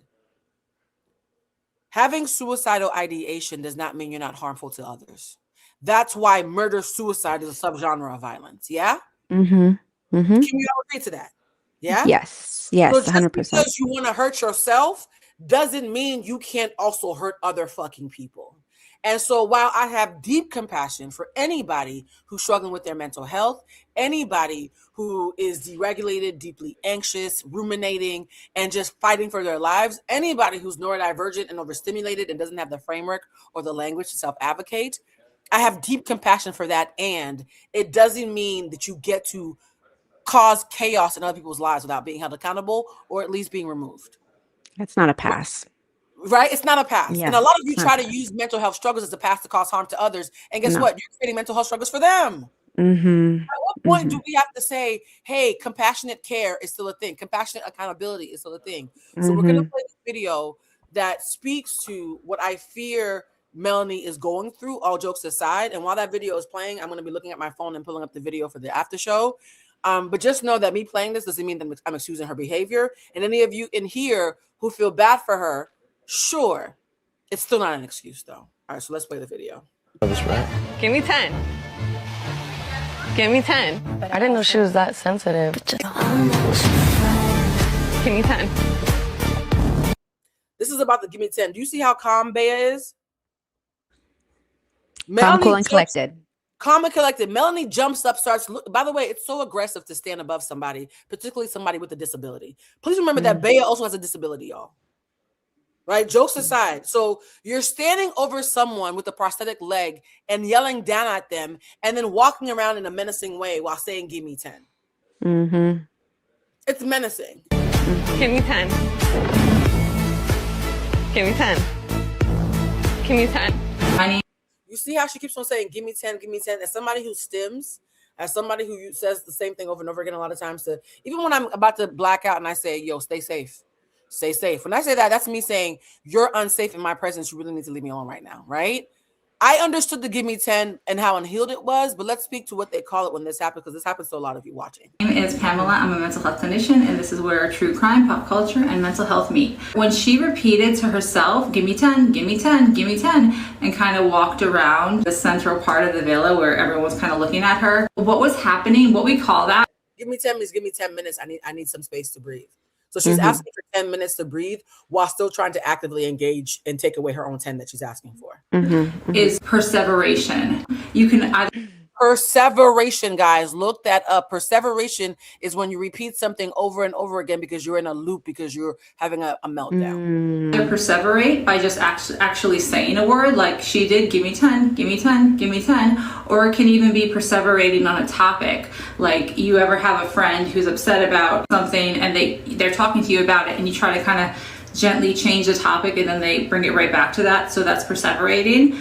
She did that, I think, because when our brain is hijacked by stress and cortisol and anxiety, it overwhelms the prefrontal cortex and it undermines rational thought. So she was not able to think. Literally, she was not able to think in that moment. And through in the urban streets, we call that she was blacking out. Mm-hmm. She was in a mental spiral and was blacking out and was saying, "Give me 10" as an attempt to come back into her body, but she had blacked out. Repeating to herself, give me 10, give me 10, give me 10. It was her way of trying to self-soothe and feel control of the situation. But unfortunately, when we do perseverate in that manner, it's a feedback loop and it just makes us more and more anxious. The other thing I will say is when she repeated herself like that, it suggests that her brain, and she's stuck cognitively and emotionally on the situation with Sincere. So it makes me think that she's been ruminating on Sincere pulling Kata for a chat.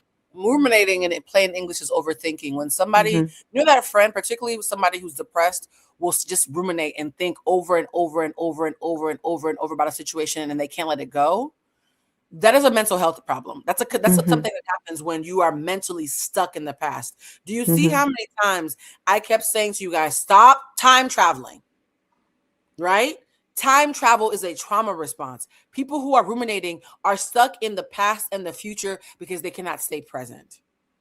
So when you guys think I'm just being a ball buster or being strict on here and saying you can't time travel, it's because as a professional, right? As somebody who coaches professionally and who's a mental health advocate, I don't want us to have a toxic norm in this room of time travel.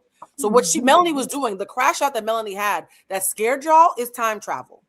And her not being able to trust Sincere, I get the sense that this has been turning over in her mind over and over. And this anxious, confused behavior is the result. Some people might have called it a crash out, but I would say it's just her brain being overwhelmed by anxiety and stress. My question is, did she go into the villa with this problem? Did she go into the villa a very anxious woman who's easily overwhelmed?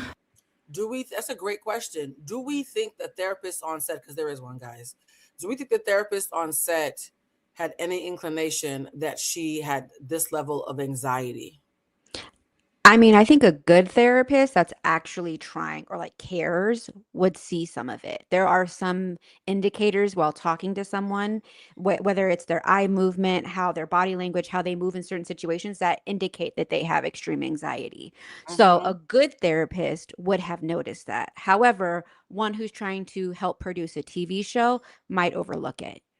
Yeah, it's the audience keeps making these jokes about how her and Kenzie have crazy eyes. I think her and Kenzie are anxiously attached. Yes, yes. And the fact that as lay people watching on the couch, we can see they're anxiously attached. To your point, I find it hard to believe that any therapist who's talked to them with any sort of rigor wouldn't have caught this as well. Oh, this is tricky. By emotional stimuli, or is this because Sincere pulled another girl without asking her? She perseverated on give me 10, give me 10, give me 10, and kind of alienated herself from the girls because of what Sincere did to her, and that caused her to be overwhelmed with stress and anxiety? Or is she just a very emotional girl who hasn't mastered her emotions yet? So the person who said, I noticed Melanie's tattoo, for those of you who were trying to hijack the live and talk about this an hour ago before we got to this point, for those who don't know what this tattoo is, we're going to show the tattoo very quickly. Trigger warning for anybody who is struggling with mental health issues or ideations of unaliving or self-harm. The semicolon tattoo is something that is often worn by people who have dealt with mental health issues, particularly suicidal ideation. And people have noted that they think that this is a semicolon tattoo that signals that Melanie has had some noted mental health issues in the past. And we're not going to make light of that. Though, however, that does not mean that you get to stand over a disabled woman and scream at her and walk around being menacing and trying to be a mean girl and threatening people that you're going to do things to them that they haven't even done to you yet. I think if we were watching a more responsible show, somebody would pull her aside, a producer, and say, hey, do you need to actually talk to the lady? Quite literally, right? I don't know how responsible Love Island is now. I know previously they were incredibly irresponsible, but I'm hoping that in the same way the boys are a lot more emotionally intelligent this season, in the same way the light-skinned women are a lot more cognizant of colorism and racial bias and privilege this season, I'm praying the producers and the therapists on staff are also a lot more cognizant of how to do better. So we don't. And so the question of the episode is, Melanie, girl, are you okay? I think my verdict is Melody. I almost did it. Melanie, you are not okay. No. What do you think, Mo? I don't think she's okay. And I think if it's not being dealt with now, like it should have been dealt with in the beginning of last season, you're going to have a very unhappy cast because someone is changing the entire dynamic while they're in the villa. And That's it's a great point. exhausting. It's exhausting. Especially with a cast that is this emotionally intelligent, at least from what we've Yes. seen thus far. Mm-hmm. Last year, maybe, but this cast, particularly the men, and it's so funny because I usually hate calling it men and girls because I think there's misogyny in that. But this season, I feel like I am watching men and girls. Mm-hmm. The women are playing up being girlish, and maybe because they're not influencers, they want to be influencers, Mm-hmm. and the boys are acting more like men. Mm-hmm. And it's a bizarre turn of events that I could not have predicted. I predicted that the next troublemaker or the next person trying to overproduce might be a woman, right? But I did not predict that the men would show up like this. And again, guys, for those of you who are time traveling, if they all end up being full of shit the next episode, we'll call that out too. Mm-hmm. All right, guys, we're going to take a 15-minute break. For those of you who are not members, it ends here. Please join us next week for more Love Island recaps. And for the members, we about to get a little messy, okay? We ended on a high. Look at Monique. I'm not doing the happy dance for getting messy. We gonna take 15 minutes for me and Monique to make ourselves some cocktails and get some charcuterie or whatever. Yes, So- y'all. I'm going to eat. Okay, I already saw y'all in there. Make sure Monique eats. I got y'all. We can tell when you don't eat, Monique, because you start just kind of wearing off, like, oh, come back. So we will be back it is now 3:06 Pacific time, 6:06 East Coast time. We'll be back at, let's say, should we say 3:20 or 3:25? What do you think? What 3:20 is fine. We'll be back at 3:20 Pacific, which is 15 minutes from now. Okay? Yep. 14 minutes from now. All right, guys. Thank you for coming to live. For those who lasted to the end, please write as your comment that King Kada came to play. That is the recap comment for the recap comment section. King Kada came to play. If we see that, then we're going to know that you got to the end, because coming up this summer, I'm going to do some free giveaways to anybody who starts doing the comments, like a raffle. So I want to start who's paying Love attention. that. That came to play. We'll see you guys. Actually, let's make it, this is my angel number. Let's do 322 because 22 is my let's do it. At 3:20 Pacific time, we'll be back, guys. Love you, family. Love you. Bye. Bye.